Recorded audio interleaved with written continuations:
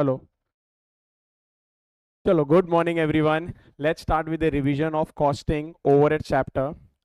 तो overhead chapter आसान सा चैप्टर है, इसको फटाफट रिवाइज कर लेते हैं। ये पूरा जो चैप्टर है टोटल 10 कैटेगरी में डिवाइड किया गया है। तो सबसे पहला कैटेगरी है treatment of overheads and absorption. Sir ये क्या है? ये इंपॉर्टेंट क्वेश्चन है। ये इंपॉर्टेंट क्वेश्चन भी है और ये ऐसे भी क्वेश्चन है जो आपके सारे कॉन्सेप्ट्स कवर कर लेगा। अगर आपने इतने सारे क्वेश्चंस कर भी लिए अगर, तो आपका ये majority of the topic 80 to 90% complete हो जाएगा। और लेक्चर स्टार्ट करने से पहले इसका पीडीएफ एंड क्वेश्चन आंसर्स का पीडीएफ ये दोनों ही डिस्क्रिप्शन बॉक्स में रखा है। आप इसको डाउनलोड मार ले एंड प्रिंट रख ले एंड उसके बाद लेक्चर देखना शुरू करें। तो चलो, let's begin with a lecture. Overheads. Overheads में सर ओवरहेड्स क्या होता है? दो तरीके का खर्चा होता है कॉस्टिंग के अंदर। एक होता है डायरेक्ट खर्चा और दूसरा होता है इनडायरेक्ट खर्चा। जो भी आपका इनडायरेक्ट खर्चा होता है उसको हम लोग बोलते हैं ओवरहेड्स। तो overheads is indirect material, indirect labour and indirect expenses. सारे इनडायरेक्ट को आप ऐड कर लोगे तो क्या मिलेगा आपको? ओवरहेड्स मिलेगा। Overheads are the expenses which can not be conveniently trace. आपको बेसिक डिफरेंस बता दूं ना अगर ओवरहेड डायरेक्ट एंड इनडायरेक्ट के बीच में। सर डायरेक्ट मटेरियल वो है which can be directly traceable in the product. Example sir, अगर शर्ट बनाने का मेरा बिजनेस है तो क्लॉथ मुझे पता है एग्जैक्टली कितना क्लॉथ लगेगा शर्ट बनाने के लिए। बटन्स मुझे एग्जैक्टली पता है कि कितने बटन्स लगने वाले हैं। सर जो आदमी काम कर रहा है वो शर्ट बनाने के पीछे, तो कहना इसे वेजेस कितना देने वाला हूँ वो भी पता है, तो इसको हम लोग बोलते हैं डायरेक्ट खर्चा। सर इनडायरेक्ट खर्चे का एग्जाम्पल दे तो इलेक्ट्रिसिटी। एक शर्ट बनाने के लिए कितना इलेक्ट्रिसिटी का खर्चा जाएगा नहीं पता, इसलिए उसको इनडायरेक्ट बोलते हैं। रेंट, कितना रेंट जा रहा है एक शर्ट बनाने के पीछे नहीं पता, तो सर एग्जैक्टली एक शर्ट के पीछे कितना खर्चा हो रहा है जो नहीं पता होता है वो होता है आपका इनडायरेक्ट खर्चा। और सारे इनडायरेक्ट खर्चे को हम लोग क्या बोलते हैं? ओवरहेड्स बोलते हैं। तो यहाँ पर overheads are not can not be conveniently traced with a particular cost unit. Such expenses are incurred for the output. Sir ये खर्चा तो हो रहा है फॉर आउटपुट के लिए and it is not for a particular work order, जैसे मैंने एग्जांपल दिया था रेंट एंड इलेक्ट्रिसिटी का। Overheads are also called as indirect cost. तो कभी हम लोग बोलेंगे ओवरहेड्स, कभी हम लोग बोलेंगे indirect cost. Overheads are incurred not only in the factory but also on admin, selling and distribution का खर्चा। सुनो ना, फैक्ट्री में नहीं हो रहा सर, ऑफिस में भी जो खर्चा हो रहा है वो भी ओवरहेड से, ऑफिस के बाहर हो रहा है मतलब एडवर्टीजमेंट का खर्चा, उसको भी हम लोग ओवरहेड्स बोलेंगे। चलो डिटेल में देखते हैं अब। Classification of overheads. ओवरहेड्स है ना टोटल 4 पार्ट में क्लासिफाई किया गया है। सबसे पहला बेस्ड ऑन फंक्शन, नेक्स्ट है एलिमेंट, नेक्स्ट है नेचर एंड नेक्स्ट है कंट्रोल। सिर्फ फंक्शन वाला भी याद रख लोगे मोर देन इनफ है। सर फंक्शंस के बेस पे ना ओवरहेड्स को 3 पार्ट में बांटा गया, 3 पार्ट में। सबसे पहला है फैक्ट्री ओवरहेड्स सर, दूसरा है ऑफिस एंड एडमिन ओवरहेड्स, तीसरा है सेलिंग एंड डिस्ट्रीब्यूशन ओवरहेड्स। पहला है फैक्ट्री ओवरहेड्स। फैक्ट्री ओवरहेड्स के अनेक नाम है। फैक्ट्री ओवरहेड्स हुआ, प्रोडक्शन ओवरहेड्स हुआ, मैन्युफैक्चरिंग ओवरहेड्स हुआ, वर्क ओवरहेड्स हुआ।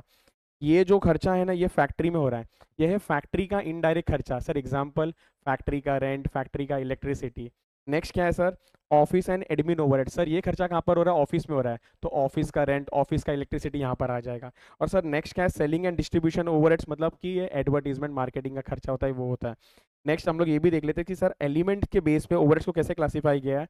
Indirect material, indirect labour and indirect expenses. और नेचर के बेस पे जो क्लासीफाई किया है वो है fixed overheads, variable overheads and semi variable overheads. और कंट्रोल के बेस पे controllable expenses and uncontrollable expenses. Main आपको फंक्शंस के बेस पे याद रखना। फंक्शंस के बेस पे जो 3 है, सबसे पहला फैक्ट्री ओवरहेड्स सर, दूसरा ऑफिस एंड एडमिन ओवरहेड्स और तीसरा सेलिंग एंड डिस्ट्रीब्यूशन ओवरहेड्स। आगे चलते हैं, वेरी इंपॉर्टेंट, पूरा चैप्टर इसी के ऊपर डिपेंड है, एब्जॉर्प्शन के ऊपर। Absorption of overhead. Sir costing में ना एक्चुअल खर्चा बुक नहीं होता है, एब्जॉर्प्शन के बेस पे बुक होता है। सर ये एब्जॉर्प्शन क्या होता है मैं समझाता हूँ अभी आपको डिटेल में। Absorption of overheads means allocation of overheads cost to a product और सर्विसेज यूजिंग एब्जॉर्प्शन रेट।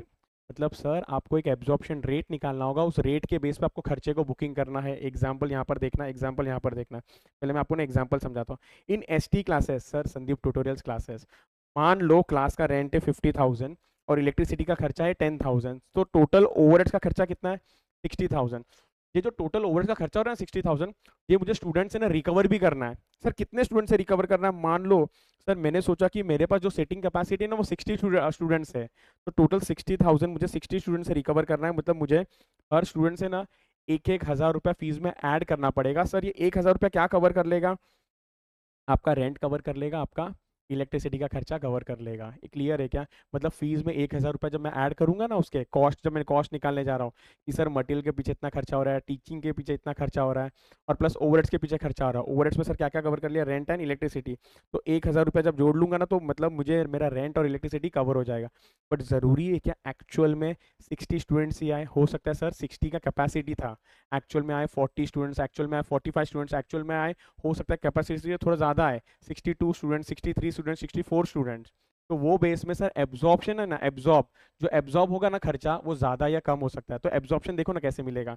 इसका मतलब ये है कि सर आपका जो एब्जॉर्ब्ड ओवरहेड्स मिलेगा ना, वो 1,000 रुपया पर स्टूडेंट से लेना है। मान लो सर आपके क्लास में ना सिर्फ 40 स्टूडेंट ही आए, इसका मतलब सर आपको ना 40,000 ही कॉस्ट रिकवर हो पाया। तो इसका दो नाम है, एक तो रिकवर्ड ओवरहेड्स और दूसरा एब्जॉर्ब्ड ओवरहेड्स। एक है रिकवर्ड ओवरहेड्स और दूसरा एब्जॉर्ब्ड ओवरहेड्स। सर अगर मान लो 40 के बदले में 50 स्टूडेंट्स आए तो ये मल्टीप्लाई बाय 50 कर देना, 50,000 ही एब्जॉर्ब हो पाया। इसका ये मतलब नहीं है कि आप पेमेंट जो है वो एक्चुअल नहीं करोगे, पेमेंट तो एक्चुअल जाएगा। Example example example example example, इस क्वेश्चन में ना सर एक्चुअल पेमेंट कितना जा रहा था? 60,000। एक्चुअल पेमेंट कितना जा रहा है? 60,000।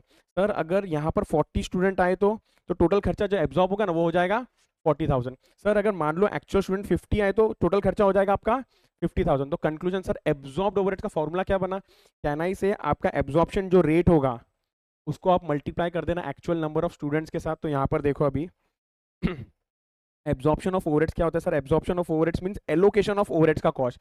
एलोकेशन मतलब बांटना, एलोकेशन मतलब बांटना, allocation of overheads cost to a product और services using absorption rate. Sir यहाँ पर एब्जॉर्प्शन रेट कैसा निकलेगा? एब्जॉर्प्शन रेट देखो कैसा मिलेगा, टोटल बजटेड ओवरहेड्स, ये जो था ना ये क्या है सर? बजटेड ओवरहेड्स है। ये क्या था? Budgeted overhead. तो टोटल बजटेड ओवरहेड्स को आप डिवाइड कर देना। यहाँ पर मैंने ना डिवाइड किसके साथ किया है सर? नंबर ऑफ स्टूडेंट्स के साथ में डिवाइड किया है, इसलिए जो रेट आया ना इट इज पर स्टूडेंट। सुनो ध्यान से, एब्जॉर्प्शन रेट क्या है? पर स्टूडेंट। सर एब्जॉर्प्शन रेट पर मशीन आर भी आ सकता है, एब्जॉर्प्शन रेट पर लेबर आर भी आ सकता है, एब्जॉर्प्शन रेट पर यूनिट भी आ सकता है। तो जिसके साथ आप डिवाइड करते हैं ना उसके बेसिस पे आएगा ये। तो यहाँ पर देखो मैंने डिनोमिनेटर में क्या लिखा है, it can be labour hours, it can be machine hours, it can be direct material, direct labour, prime cost, number of units, इसके बेस पे भी आ सकता है। Organisation can select any base, organisation can select any base which best suits to it and have the relationship with the overheads. मतलब overheads किससे connected है ना वो लोग बेस ले लेंगे। मोस्टली सारे क्वेश्चन है ना लेबर आर्स या मशीन आर्स के बेस पे होगा, मोस्टली सारे क्वेश्चन है ना लेबर आर्स या मशीन आर्स के बेस पे ही होगा। ये क्लियर है क्या? डन। तो वापस सर एक बार वापस से बताओ ये क्या होता है? एब्जॉर्ब्ड ओवरहेड्स और उसका और एक नाम क्या मैंने बोला? Recovered overheads. यहाँ पर देखो ना मैंने आपके लिए फॉर्मूला लिख दिया है। सर फॉर्मूला क्या है? देखो एब्जॉर्ब्ड ओवरहेड्स का absorption rate. Sir absorption rate कैसा होगा? पर यूनिट होगा कि पर लेबर आर होगा? कोई भी हो सकता है। हमको क्वेश्चन ये देगा, हमको ये क्वेश्चन देगा, वापस सुना, एब्जॉर्प्शन रेट पर लेबर आर हो सकता है या एब्जॉर्प्शन रेट पर मशीन आर हो सकता है। अगर सर एब्जॉर्प्शन रेट पर लेबर आर रहा ना तो मल्टीप्लाई करना है एक्चुअल लेबर आर्स के साथ। अगर एब्जॉर्प्शन रेट पर ये रहा मशीन आर रहा तो मल्टीप्लाई करना है एक्चुअल मशीन आर, अगर लेबर आर रहा तो मल्टीप्लाई करना है एक्चुअल लेबर आर्स के साथ में। क्लियर है? तो यहाँ पर देखो मैंने लिखा है कि एब्जॉर्प्शन रेट सर रेट पर मशीन आर रहा तो आप मल्टीप्लाई किसके साथ करोगे? एक्चुअल मशीन आर्स के साथ में। अगर ये रेट पर लेबर आ रहा तो आप मल्टीप्लाई किसके साथ करोगे? एक्चुअल लेबर आर्स के साथ में। तो फॉर्मूला क्या बना? एब्जॉर्प्शन रेट को मल्टीप्लाई कर दो एक्चुअल बेस के साथ में, तो क्या मिलेगा आपको? Absorbed overheads. अगर मैं स्टूडेंट्स के एंगल से समझाऊं तो यहाँ पर मेरा एग्जांपल में था 1,000 पर स्टूडेंट, तो नंबर ऑफ स्टूडेंट, तो यहाँ पर मल्टीप्लाई कर देना एक्चुअल नंबर ऑफ स्टूडेंट्स के साथ में, मान लो 40, तो total 40,000 is your absorbed overheads. Overheads charge on the basis of absorption rate, actual overheads will be known at the end of the year. एक मिनट सर, ये absorption rate कैसा मिलता है? एब्जॉर्प्शन रेट मैंने आपको ऊपर बताया, एब्जॉर्प्शन रेट कैसा मिलता है? सर ये एब्जॉर्प्शन रेट कैसा मिलेगा आपको ना, एस्टिमेट करना पड़ता है कि ये साल का टोटल खर्चा कितना होगा, ओवरहेड्स का खर्चा, उसको डिवाइड कर देना बेस के साथ में। यस। अच्छा ये सब डेटा ना क्वेश्चन देगा आपको। नेक्स्ट यहाँ पर देखना, जैसे मैंने यहाँ पर एग्जाम्पल ले लिया, in above example if actual number of students मेरे पास 40 आए तो एब्जॉर्ब्ड ओवरहेड कितना हो जाएगा? 40,000। ये मैंने आपको ऑलरेडी समझा दिया है, ये मैंने आपको ऑलरेडी समझा दिया है। Very good. नेक्स्ट, हाँ अब आता है over and under absorption of overheads. अब आता है over and under absorption of overheads. Please ध्यान से सुनना, बहुत आसान है। इधर देखो, इधर देखो, एक होता है आपका एब्जॉर्ब्ड ओवरहेड्स, एक होता है आपका एक्चुअल ओवरहेड्स। सिर्फ मान लो रेंट ही था, रेंट। सर रेंट एक्चुअल में कितना था? मान लो 60,000 था, मान लो रेंट 60,000 था। और 1000 मुझे हर स्टूडेंट से रिकवर करना था। सर अगर 40 स्टूडेंट्स है 40, तो एब्जॉर्ब्ड ओवरहेड्स कितना हो गया 40,000। तो सर आपको ना एंगल किस एंगल से सोचना है मालूम है, एब्जॉर्ब ज्यादा हुआ कि कम हुआ। अगर आप सोचोगे ना एक्चुअल ज्यादा हुआ कि कम हुआ तो आंसर नहीं मिल पाएगा। आपको ये सोचना है कि सर एब्जॉर्ब ज्यादा हुआ है कि कम हुआ है। सर एब्जॉर्ब ज्यादा हुआ है कि कम हुआ है, यहाँ पर एब्जॉर्ब कम हुआ है ना तो अंडर एब्जॉर्प्शन, एब्जॉर्ब कम हुआ है ना तो अंडर एब्जॉर्प्शन। सर एब्जॉर्ब अगर ज्यादा हुआ तो जैसे मान लो सर 62 स्टूडेंट्स आए तो ये टोटल खर्चा हो जाएगा 62,000, 62 स्टूडेंट्स इंटू 1000 पर स्टूडेंट, और एक्चुअल तो एक्चुअली होगा। तो यहाँ पर क्या हुआ है सर, एब्जॉर्ब ज्यादा हुआ तो ओवर एब्जॉर्प्शन। वापस से सुनो, ओवर एब्जॉर्प्शन या अंडर एब्जॉर्प्शन कैसे मिलता है। सर अंडर एब्जॉर्प्शन मतलब एब्जॉर्ब्ड खर्चा कम होगा, अंडर एब्जॉर्प्शन मतलब एब्जॉर्ब्ड खर्चा कम होगा। सर ओवर एब्जॉर्प्शन का मतलब ओवर एब्जॉर्ब ज्यादा होगा। आपको वापस से मैं बोल रहा हूँ एब्जॉर्ब्ड एंगल से सोचना, कि एक्चुअल खर्चा कितना वो उस एंगल से बिल्कुल नहीं सोचना। डन। तो यहाँ पर देखो सर ओवर एब्जॉर्प्शन मतलब क्या, ओवर एब्जॉर्प्शन मतलब absorbed overheads is more than your actual overhead. Sir करना क्या है हम लोग डिटेल में बात करेंगे अभी। Over absorption is absorbed overheads minus actual overheads. जैसे यहाँ पर मैंने आपको बोल दिया सर 75 स्टूडेंट्स आ गए, मान लो 75 स्टूडेंट्स आ गए। अगर सर 75 स्टूडेंट्स आ गए तो 1000 इंटू 75, 75,000। दो चीज कंपेयर करना पड़ता है, एक एब्जॉर्ब्ड ओवरहेड्स और एक होता है एक्चुअल ओवरहेड्स। सो एब्जॉर्ब्ड ओवरहेड्स कितना हो गया 75 और एक्चुअल कितना हो गया 60। प्लीज वापस से मैं बोल रहा हूँ, आप ये सोचो एब्जॉर्ब ज्यादा हुआ कि कम हुआ, ये मत सोचना कि एक्चुअल ज्यादा हुआ कि कम हुआ, तो आंसर नहीं मिल पाएगा। ये सोचना एब्जॉर्ब ज्यादा हुआ कि कम हुआ। सर यहाँ पर ना एब्जॉर्ब है ना ज्यादा हो गया, अगर एब्जॉर्ब ज्यादा हुआ तो ओवर एब्जॉर्प्शन। ओवर एब्जॉर्प्शन इसका मतलब क्या है कि खर्चा ज्यादा बुक हुआ है, इसका मतलब सर एक्चुअल से खर्चा ज्यादा बुक है। सर अंडर एब्जॉर्प्शन मतलब एब्जॉर्प्शन कम हुआ था। ओके अब यहाँ पर आता है हमारा टाइप नंबर 1, जो हमारा यूएसपी है टू स्टडी इन टाइप। तो टाइप नंबर 1 क्या बोलता है, treatment of over and under absorption of overhead. Sir ये जो over and under absorption of overheads आपने अभी सिखाया ना, सर वापस से बताओ ओवर या अंडर एब्जॉर्प्शन ओवरहेड्स कैसे मिलेगा। दो चीज को कंपेयर करके, एक है आपका एक्चुअल ओवरहेड्स और दूसरा है आपका एब्जॉर्ब्ड ओवरहेड्स। एक्चुअल ओवरहेड्स और absorbed overheads. Sir absorbed overheads कैसे मिलता है, एब्जॉर्ब्ड ओवरहेड्स, एब्जॉर्ब्ड ओवरहेड्स मिलेगा आपको absorption rate multiply by actual base. I repeat, absorbed overheads कैसा मिलेगा आपको, एब्जॉर्प्शन का rate multiply by actual rate. Very good. तो सर जो भी ये अंडर एब्जॉर्प्शन या ओवर एब्जॉर्प्शन आएगा, मैं आपको ये भी बता दूं ना, मोस्टली क्वेश्चन में ना अंडर एब्जॉर्प्शन आने वाला है, क्वेश्चन में ना अंडर एब्जॉर्प्शन आने वाला है। तो यहाँ पर देखो कि सर अगर आपको क्वेश्चन में कोई भी अंडर एब्जॉर्प्शन या ओवर एब्जॉर्प्शन मिलेगा, हाँ हाँ सर मिल गया, तो क्या करना है आपको देखना है कि सर अमाउंट छोटा है कि नहीं, नेग्लिजिबल है कि नहीं। सर हमको कैसा मालूम पड़ेगा, जैसे 20,000 आया, 22,000 आया, हो सकता है ये नेग्लिजिबल भी हो, सबका अपना अपना व्यू पॉइंट है, तो अपना व्यू पॉइंट देने का जरूरत नहीं है, आपको एग्जाम में बताया जाएगा कि अमाउंट नेग्लिजिबल है कि नहीं है। क्वेश्चन बोलेगा कि 20% of the amount was negligible या 5% of the amount was negligible, आपको क्वेश्चन में बताया जाएगा कि कितना नेग्लिजिबल है।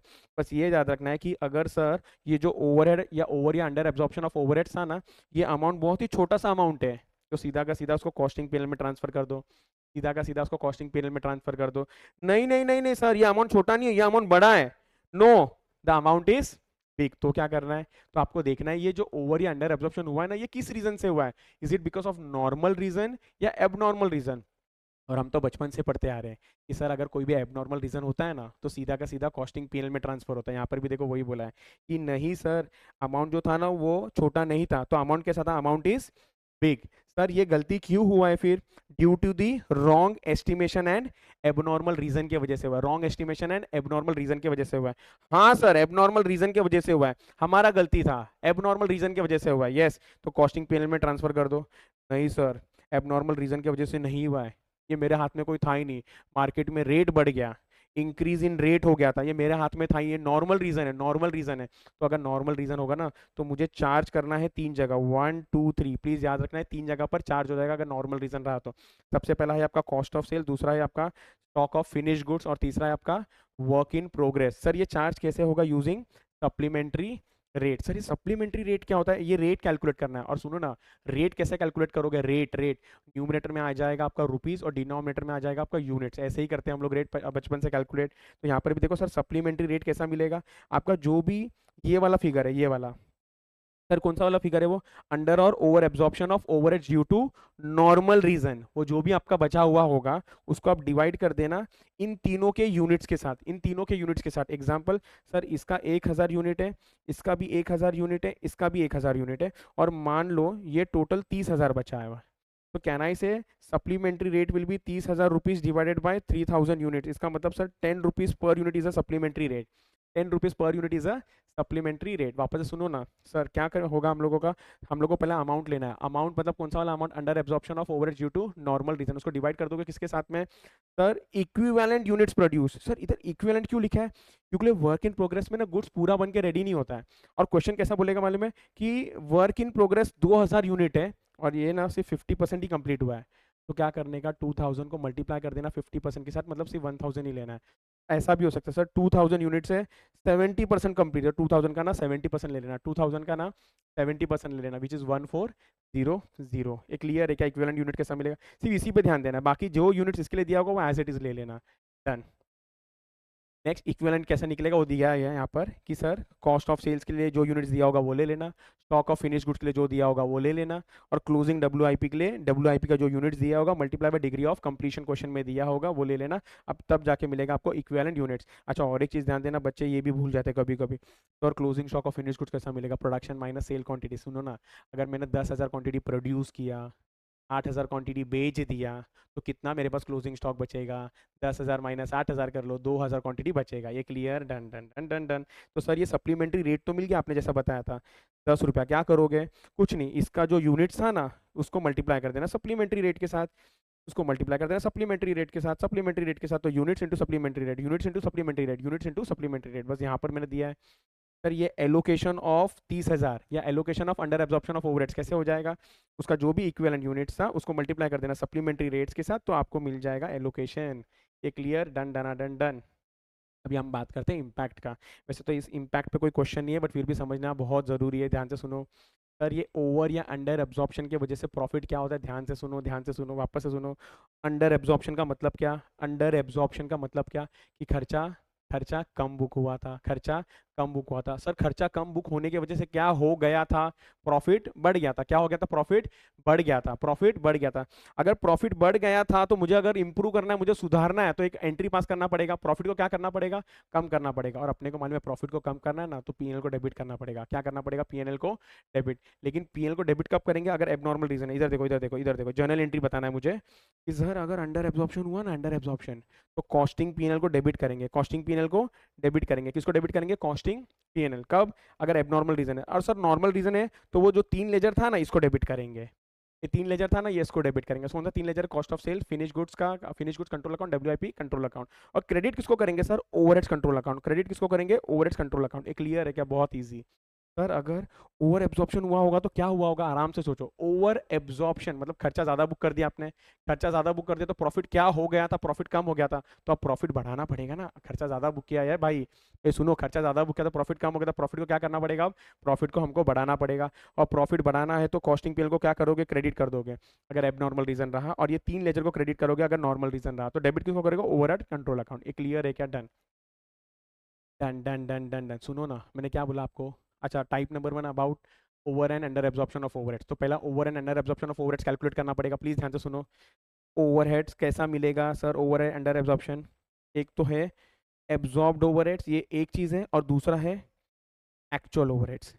एक है एब्जॉर्ब्ड ओवरहेड्स और दूसरा है actual overheads. Sir absorbed overheads कैसा मिलेगा, absorption rate multiply by actual base. Sir ये एक्चुअल बेस क्या होता है, अरे भाई ये जो रेट है ना, इज इट पर मशीन आर, क्या अगर पर मशीन आर रहा तो टोटल मशीन आर, अगर पर लेबर आर रहा तो टोटल लेबर आर। सर ये एब्जॉर्प्शन रेट एक तो क्वेश्चन दे देगा, एक तो क्वेश्चन दे देगा, या फिर क्वेश्चन बोलेगा कि ये कैलकुलेट करो। अरे बाप रे सर, कैलकुलेट करने बोला तो कैसे करेंगे हम लोग, total budgeted overheads upon total labour hours या टोटल मशीन आवर्स, इन दोनों में से कोई एक डेटा क्वेश्चन दे देगा। सर दोनों देते तो कोई भी यूज कर लो ना, दोनों देगा तो कोई भी यूज कर लो ना, कोई फर्क नहीं पड़ता। एक क्लियर है क्या, अपने को क्वेश्चन है एक ही डेटा देगा, डन डन। एक्चुअल बेस भी अपने को क्वेश्चन दे देगा। सर एक्चुअल ओवरहेड्स, ये तो एक्चुअल है, जितना एक्चुअल में खर्चा हुआ, लेकिन ये एक्चुअल में भी ना कभी कभी कुछ चीज़ें ना अपने को माइनस करना पड़ता है। सर क्या माइनस करना पड़ता है, उसी का डिटेल में यहाँ पर बात किया है। Sometimes actual overheads includes non recurring item. ओहो हो सर 11 से पढ़ते आ रहे हैं, नॉन रिकरिंग मतलब जो कभी कभी होता है, वन टाइम होता है, हाँ वही होता है, which needs to be reduce. तो प्लीज एक बार देख लो क्या क्या है इसके अंदर। एक्चुअल ओवरहेड्स में से सर पहला क्या माइनस हो जाएगा, wages which is paid for strike period, अरे यार स्ट्राइक पीरियड ये कभी कभी स्ट्राइक होता है, तो वेजेस आपने अगर पे किया होगा ना उसको क्या कर देना, माइनस कर देना। इसको यूज नहीं करना ओवर या अंडर कंपेयर करने के लिए, बिकॉज ये वन टाइम हमको देना पड़ा था। ओके, नेक्स्ट क्या है, ऑब्सोल्यूट स्टोर्स रिटर्न ऑफ, ये भी माइनस कर देना। Payment as per court order, हमको पेमेंट देना पड़ा बिकॉज कोर्ट ने बोला था कि इनको ये पेमेंट करना पड़ेगा, तो उसकी वजह से जो भी दिया रहेगा आपने वो भी माइनस कर देना। Next, expenses of previous years is book in the current year, expenses of previous year is booked in the current year. Adjusted, सुन लेना, ये सब करने के बाद आपको क्या मिल जाएगा, एडजस्टेड एक्चुअल ओवरहेड्स, और इसको कंपेयर करना एब्जॉर्ब के साथ। वापस से सुनो सर, अंडर और ओवर एब्जॉर्प्शन कैसा मिलेगा, एब्जॉर्प्शन अगर ज्यादा हुआ है तो ओवर एब्जॉर्प्शन, और एब्जॉर्प्शन अगर कम हुआ है तो under absorption. Very very very good. इतने सारे क्वेश्चन सर करने हैं क्या, नहीं भाई, इतना क्वेश्चन थोड़ी करना है। टाइप 1 में हमको सिर्फ क्वेश्चन नंबर 21 देखना है। यहाँ पर देखो आपके पास है ना क्वेश्चन नंबर 21, टाइप नंबर 1 का 21 का क्वेश्चन भी है, यहाँ पर आंसर भी है। इसलिए मैंने बोला था कि आप लोग पीडीएफ डाउनलोड मार के रख लेना ये। चलो सर, क्वेश्चन नंबर 21 क्या बता रहे हैं यहाँ पर देखो। पहले हमेशा ना सवाल पढ़ना प्लीज, और एक चीज, और एक टिप सुनना कॉस्टिंग के लिए। कॉस्ट, स्पेशली कॉस्टिंग में ना कुछ कुछ टॉपिक के अंदर है ना, क्वेश्चन को बहुत अच्छे से पढ़ना।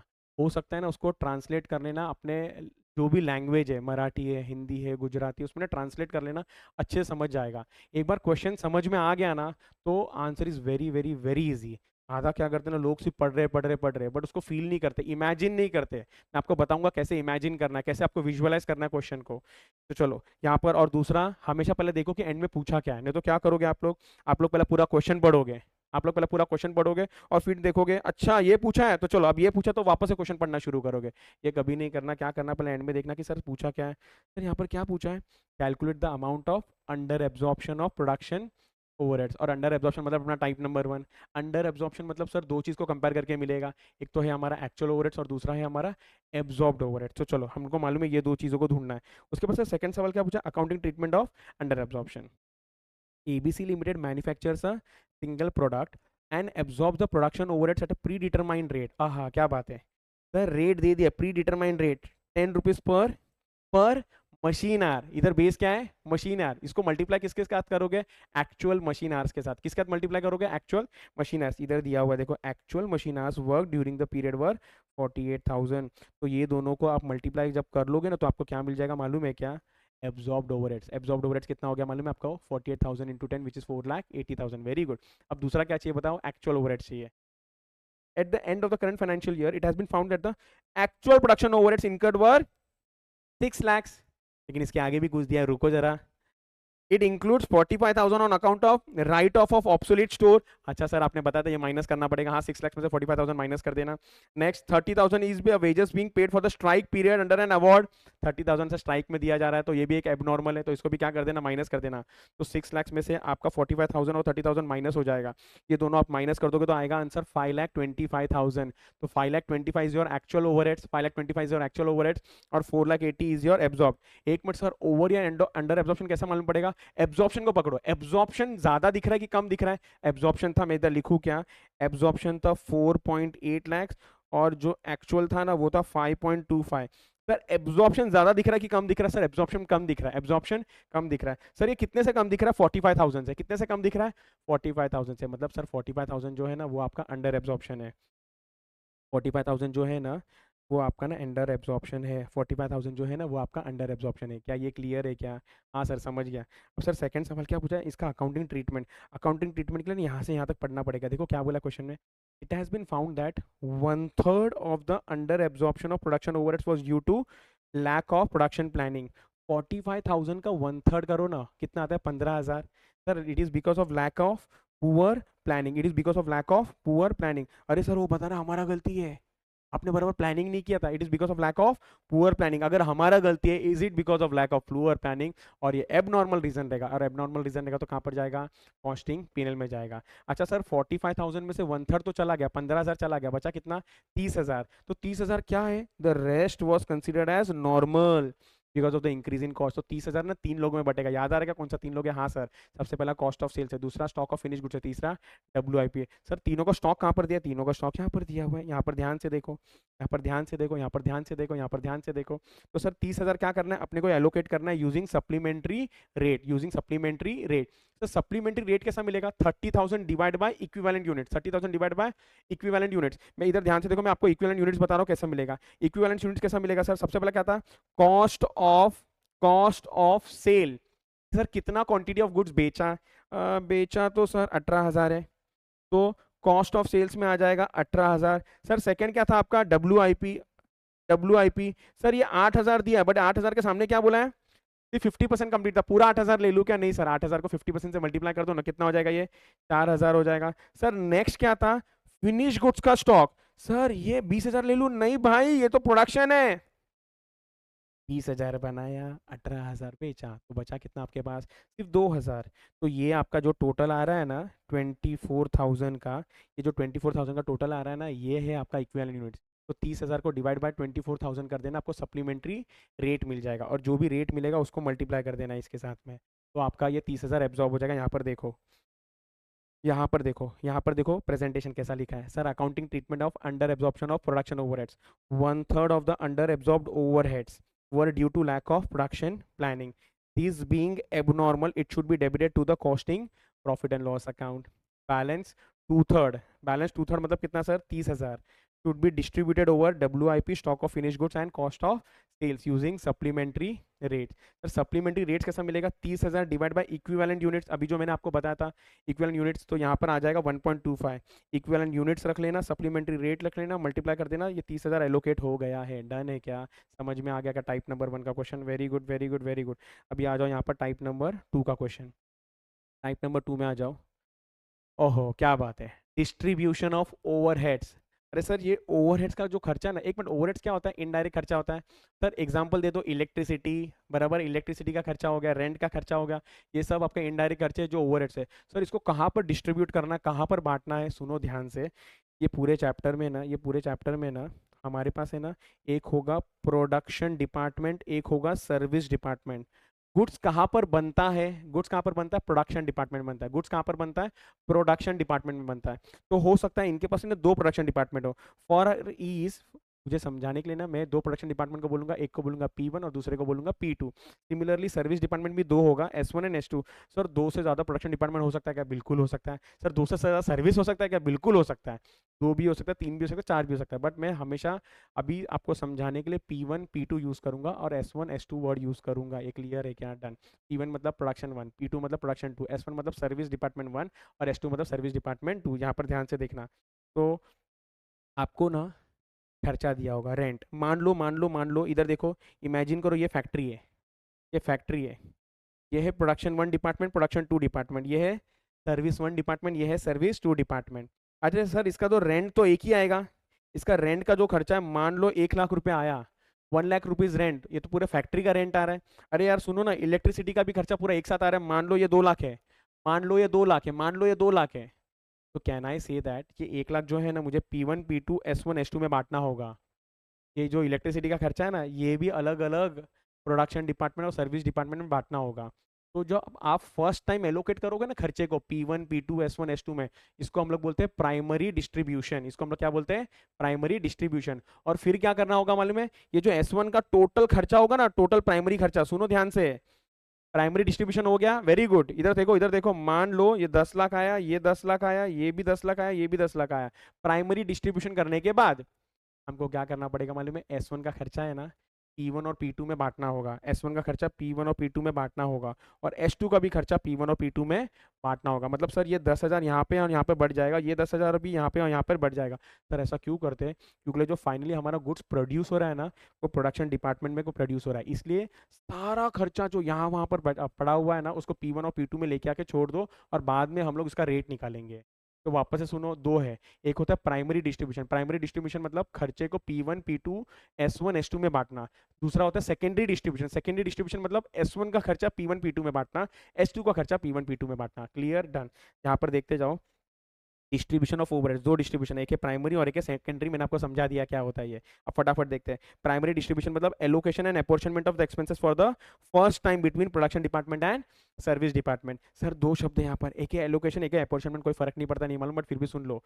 कभी कभी कोई खर्चा है ना स्पेसिफिकली P1 के लिए होगा, स्पेसिफिकली P2 के लिए होगा, उसको हम लोग खर्चे को जब वहां पर हम लोग एलोकेट करेंगे ना, तो हम लोग बोलते हैं एलोकेशन।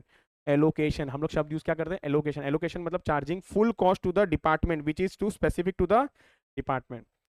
अपॉर्चन मतलब जैसा है रेंट, रेंट P1 के लिए नहीं है, रेंट P2 के लिए नहीं है, P1 के लिए भी है, P2 के लिए भी है, S1 के लिए भी है, S2 के लिए भी है। जब कोई ना कोई बेसिस पे कोई खर्चे को बांटते हो ना, तो उसको बोलते हैं हम लोग अपॉर्शनमेंट। क्या बोलते हैं उसको? अपॉर्शनमेंट। तो apportionment means a process of charging common item. कौन सा आइटम? अरे भाई कौन सा? Common item cost to two और more departments on some basis. Example है रेंट। ओके सर, समझ गया। प्राइमरी डिस्ट्रीब्यूशन मतलब समझ गया। सेकेंडरी डिस्ट्रीब्यूशन देखो, it is redistribution of service department का ओवरहेड्स। रीडिस्ट्रीब्यूशन, री क्यों बोला? क्योंकि ऑलरेडी एक बार डिस्ट्रीब्यूट तो हो चुका है ना सर्विस को। अब सर्विस का खर्चा बटेगा P1 P2 में। रीडिस्ट्रीब्यूशन ऑफ सर्विस डिपार्टमेंट का खर्चा to production department. Format please यहाँ पर ध्यान से सुनो। प्राइमरी डिस्ट्रीब्यूशन के लिए ना बेसिस थोड़ा ज़रूरी है, क्योंकि हम लोगों को ना ये बेसिस ही हमको कभी कभी नहीं मालूम पड़ता। ये बेसिस ही हमको कभी कभी नहीं मालूम पड़ता। ध्यान से देखो, format of primary distribution of overheads. तो सबसे पहला सर्विस डिपार्टमेंट, मैंने क्या बोला? दो ले लूंगा मैं, S1 and S2। Production department में दो ले लूंगा, कौन सा? P1 and P2। P1 and P2, ये है हमारा total overheads, basis of distribution, और जो भी खर्चे का नाम होगा वो। प्लीज़ ध्यान से सुनो सर, हम डिस्ट्रीब्यूट क्या कर रहे हैं यहाँ पर? ओवरहेड्स। मतलब डायरेक्ट मटेरियल और डायरेक्ट लेबर डिस्ट्रीब्यूट करने वाले नहीं है। I repeat, direct material direct labour distribute करने वाले नहीं है। सर फिर आपने क्यों लिखा है इधर डायरेक्ट मटेरियल डायरेक्ट लेबर? लेकिन ध्यान से सुनो, ध्यान से सुनो, ध्यान से सुनो। सर्विस डिपार्टमेंट के लिए जो भी डायरेक्ट खर्चा रहा ना, इनके लिए डायरेक्ट है ना, प्रोडक्ट के लिए इनडायरेक्ट होगा। एग्जाम्पल देता हूँ, एग्जाम्पल देता हूँ, एग्जाम्पल देता हूँ। मान लो ये है हमारा कैंटीन डिपार्टमेंट। प्रोडक्शन डिपार्टमेंट क्या काम कर रहा है? गुड्स बना रहा है। प्लीज ध्यान से सुनो सर, ये कटिंग करता है और ये असेंबली करता है। ये दोनों प्रोडक्शन डिपार्टमेंट जो गुड्स बनाने में इन्वॉल्व है। सर्विस डिपार्टमेंट क्या करता है? सर कोई ना कोई सर्विस दे रहा है। जैसे कि कैंटीन है, कैंटीन कैंटीन जैसे कि कैंटीन है, सुनो ना। कैंटीन ने ना नमक खरीदा, भाजी खरीदा, तो कहना ही से उनके लिए तो वो डायरेक्ट खर्चा है। उनके लिए तो वो डायरेक्ट खर्चा गुड्स बनाने के लिए। अरे यार, वो अगर पालक पनीर बना रहा है तो पनीर इज अ डायरेक्ट खर्चा ना उसके लिए। डायरेक्ट खर्चा की मालूम पड़ता है कि कितना पनीर लगने वाला है, कितना पालक लगने वाला है, तो ये क्या बन गया? डायरेक्ट खर्चा है। लेकिन भाई जो शर्ट बनाने का बिजनेस है, शर्ट के लिए पनीर क्या डायरेक्ट खर्चा है क्या? बिल्कुल नहीं। इसलिए सर्विस डिपार्टमेंट का डायरेक्ट खर्चा ना, ये पूरे कंपनी के लिए ना इनडायरेक्ट खर्चा ही माना जाएगा। तो ये डायरेक्ट मटेरियल इन दोनों का ना आपको नहीं लेना है, प्रोडक्शन डिपार्टमेंट का नहीं लेना है, बट सर्विस डिपार्टमेंट का लेना है। प्लीज रिमेंबर, ये एग्जाम में आता है। क्या होता है मालूम है क्या? डायरेक्ट मटेरियल इसका भी दिया होगा 5 लाख 5 लाख 5 लाख 5 लाख। हम लोग क्या करते हैं? अरे डायरेक्ट है ना तो छोड़ दो, प्राइमरी डिस्ट्रीब्यूशन में लेना ही नहीं है। ऐसा नहीं करना। वापस से बोल रहा हूँ, आपको direct material direct labour production department का नहीं लेना है, बट सर्विस डिपार्टमेंट का लेना पड़ेगा। डन। उसके बाद सब इनडायरेक्ट खर्चा आ रहा है। अब इनडायरेक्ट खर्चे को कौन से बेसिस पे बांटेंगे? देखो, कुछ कुछ चीज़ एकदम लॉजिकल है, बट कुछ कुछ चीज़ याद रखना पड़ेगा। जैसे कि सर रेंट को कैसे बांटे? एरिया एकदम लॉजिकल है। जिसका जितना एरिया जिसने ऑक्यूपाई किया होगा। अच्छा, ये बेसिस है ना, क्वेश्चन देगा, बट हमको आइडेंटिफाई करना पड़ेगा रेंट के लिए क्या यूज़ करूँ। तो रेंट के लिए एरिया, वेरी लॉजिकल, ये सबका राइट ही होता है, इसमें कोई प्रॉब्लम ही नहीं है। Next sir, plant and machinery से कुछ भी रिलेटेड आया ना, प्लांट एंड मशीनरी से रिलेटेड कुछ भी आया ना, तो based on the value of plant and machinery आपको ना ये भी क्वेश्चन दे देगा कि P1 में value of plant and machinery इतना है, P2 में value of plant and machinery इतना है, S1 में इतना है और S2 में इतना है। आपको ना बस एलोकेट करना पड़ेगा। तो depreciation of plant and machinery हो, depreciation of plant and machinery हो, insurance of plant and machinery हो, या repairs on maintenance of plant and machinery हो, कोई भी हो, आपको किस बेसिस पे बांटना है? Capital value of plant and machinery के बेसिस पे बांटना है। क्या ये एकदम क्लियर हो गया? डन। सर नेक्स्ट क्या है? Next power. नेक्स्ट क्या है? पावर। बेटा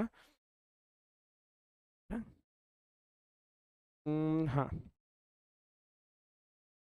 सर, नेक्स्ट क्या है? पावर। वेरी इंपॉर्टेंट, ये मोस्टली सारे क्वेश्चन में आता है। प्लीज एक तो डिफरेंस समझना, power is different from electricity.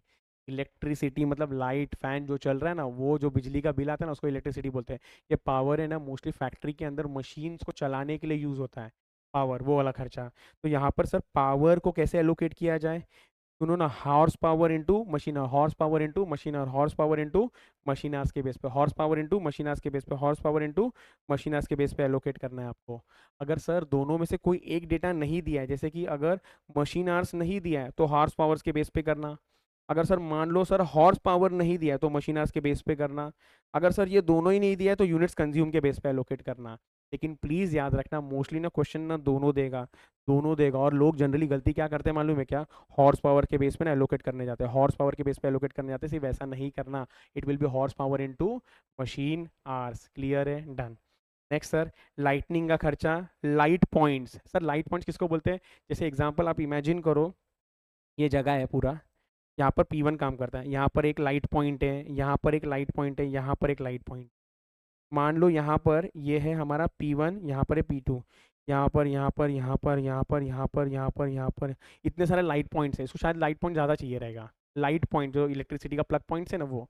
तो लाइट पॉइंट जहाँ पर ज़्यादा होगा वहाँ पर खर्चा ज़्यादा होगा, जहाँ पर लाइट पॉइंट कम होगा वहाँ पर खर्चा कम होगा। Clear, done. Fire precaution and other building expenses, ये भी आप एलोकेट कर देना। किसके बेस पे एलोकेट करना पड़ेगा आपको इसको?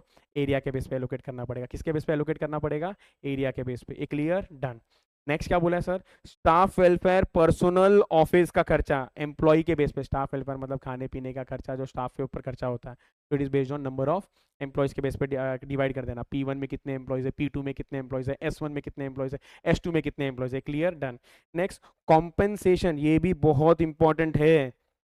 Compensation to workers, ESI and PF contribution, या फिर उनका लीव पे।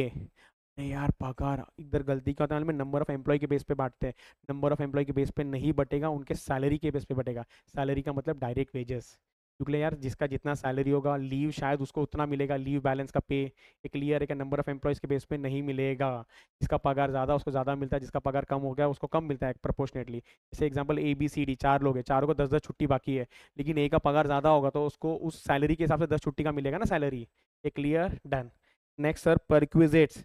Perquisites again number of employees के बेस पे बोला है या फिर डायरेक्ट वेजेस के बेस पे बोला है। इनडायरेक्ट मटेरियल, डायरेक्ट नहीं है ये, क्या है? Indirect material. Indirect material direct material के रेशियो पे, इनडायरेक्ट वेजेस डायरेक्ट वेजेस के रेशियो पे। Material handling weight of material के बेस पे। क्लियर, वेट ऑफ मटेरियल के बेस पे। Fuel and heat radiator. ओहो रेडिएटर, प्लीज याद रख लेना इसको। इसके बाद ये सबसे ज्यादा इंपॉर्टेंट है, हर क्वेश्चन में आएगा ही आएगा। Other overheads, general overheads, miscellaneous overheads. Other overhead, general overheads and miscellaneous overheads. ये होगा आपका लेबर आवर्स, प्लीज याद रखना लेबर आवर्स, प्लीज याद रखना लेबर आवर्स। अगर क्वेश्चन में लेबर आवर्स नहीं दिया हुआ है, डायरेक्ट वेजेस याद रहेगा क्या? आएगा एक क्वेश्चन में डायरेक्ट वेजेस। नेक्स्ट है मशीन आर, अगर ये भी नहीं दिया है तो मशीन आर, ये भी नहीं दिया है तो मशीन आर। क्या होगा ना, क्वेश्चन में ये दोनों दे देंगे, बट आपको प्रायोरिटी में क्या यूज करना है? मैंने बोला आपको डायरेक्ट वेजेस यूज करना है। Clear, okay. Total overheads after primary distribution. वापस से सुनो ना हम लोग ने क्या किया। मैं आपको क्या बता रहा हूँ, ओवरहेड्स के खर्चे को बांटना। सर कैसे बांटना? एक होता है प्राइमरी डिस्ट्रीब्यूशन, दूसरा होता है सेकेंडरी डिस्ट्रीब्यूशन। प्राइमरी डिस्ट्रीब्यूशन का मतलब आपको खर्चा दिया होगा और वो P1 P2 S1 S2 में बांटना है। वो कैसे बांटना है उसी के बारे में अभी हमने डिस्कशन किया, उसका बेसिस। अब नेक्स्ट खर्चा क्या है sir? Secondary distribution. Sir secondary distribution का मतलब क्या? कि S1 का खर्चा P1 और P2 में बांटना, S2 का खर्चा भी P1 P2 में बांटना। सर इसको कैसे बांटेंगे? इसके लिए ना अलग अलग मेथड्स है, इसके लिए ना अलग अलग मेथड्स है। इधर देख लो पहले बेसिक क्या बोलता है ये, कि सर आपको पहले लेना है प्राइमरी डिस्ट्रीब्यूशन के हिसाब से खर्चा, और फिर क्या करना पड़ेगा? ये जो भी S1 का खर्चा ना, मान लो ये 10 लाख है, ये भी 10 लाख है, ये भी 10 लाख है, ये भी 10 लाख है। ये 10 लाख आप माइनस कर दोगे और ये 10 लाख इधर बांट दोगे, 5 लाख 5 लाख, 5 लाख 5 लाख, एग्जाम्पल है 5 लाख 5 लाख। सर फिर इसका 10 लाख है, ये भी आप माइनस कर दोगे और इधर बांट दोगे, ये 6 लाख और ये 4 लाख, ऐसा करके बांट दोगे। और फिर ये जो टोटल खर्चा है ना, ये तो जीरो हो जाएगा, क्योंकि ये जीरो हो चुका है, ये खर्चा क्या हो चुका है? बच चुका है। इसी को हम लोग क्या बोलते हैं? Secondary distribution. सेकेंडरी डिस्ट्रीब्यूशन करने से क्या हो जाएगा? सारा खर्चा ना P1 में आके बैठ जाएगा, सारा खर्चा ना P2 में आके बैठ जाएगा। क्लियर है क्या? सारा खर्चा P1 में, बिकॉज यहाँ पर प्रोडक्ट बन रहा है, ए भाई यहाँ पर प्रोडक्ट बन रहा है, तो बस अब हमको रेट निकालना है। सर टोटल जो खर्चा होगा ना, टोटल खर्चा P1 का, उसको आप डिवाइड कर देना नंबर ऑफ आवर्स के साथ। किसके डिवाइड कर देना? नंबर ऑफ आवर्स के साथ। It can be machine our, it can be labour our, तो हमको मिल जाएगा रेट पर आवर। हमको क्या मिल जाएगा? Rate per hour. A clear, done. Next calculation of cost of product. सुनो ना, ये थोड़ा सा इंपॉर्टेंट है, ध्यान से सुनो, ध्यान से सुनो। मैं कोई भी प्रोडक्ट बना रहा हूँ ना, प्रोडक्ट, प्रोडक्ट के पीछे ना 3 मेन खर्चा होता है, मटेरियल, लेबर और ओवरहेड्स का खर्चा।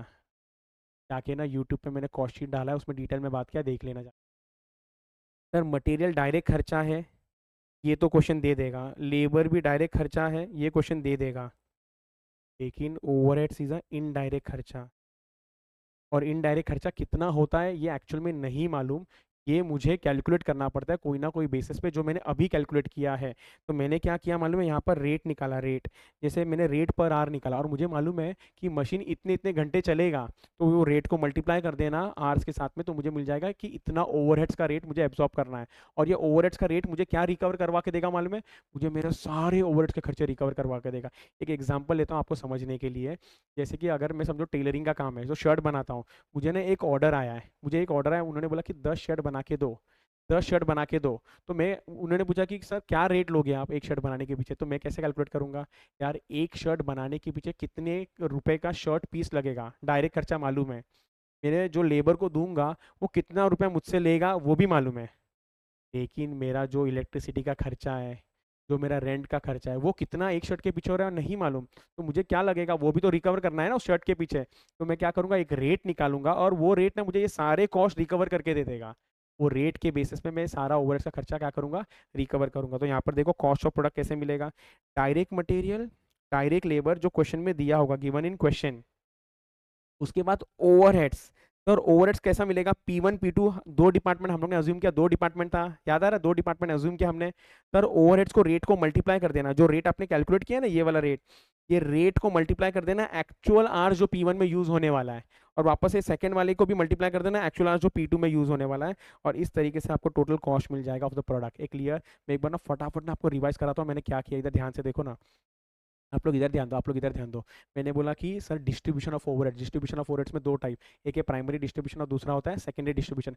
प्राइमरी डिस्ट्रीब्यूशन का मतलब सर खर्चा आपको दिया होगा, वो P1 P2 S1 S2 में बांटना होगा कोई ना कोई बेसिस पे, वो सारे बेसिस हमने डिस्कस किए। ये जो बेसिस में बांटोगे ना तो खर्चा P1 P2 S1 S2 में चला जाएगा, इसको हम लोग बोलते हैं प्राइमरी डिस्ट्रीब्यूशन।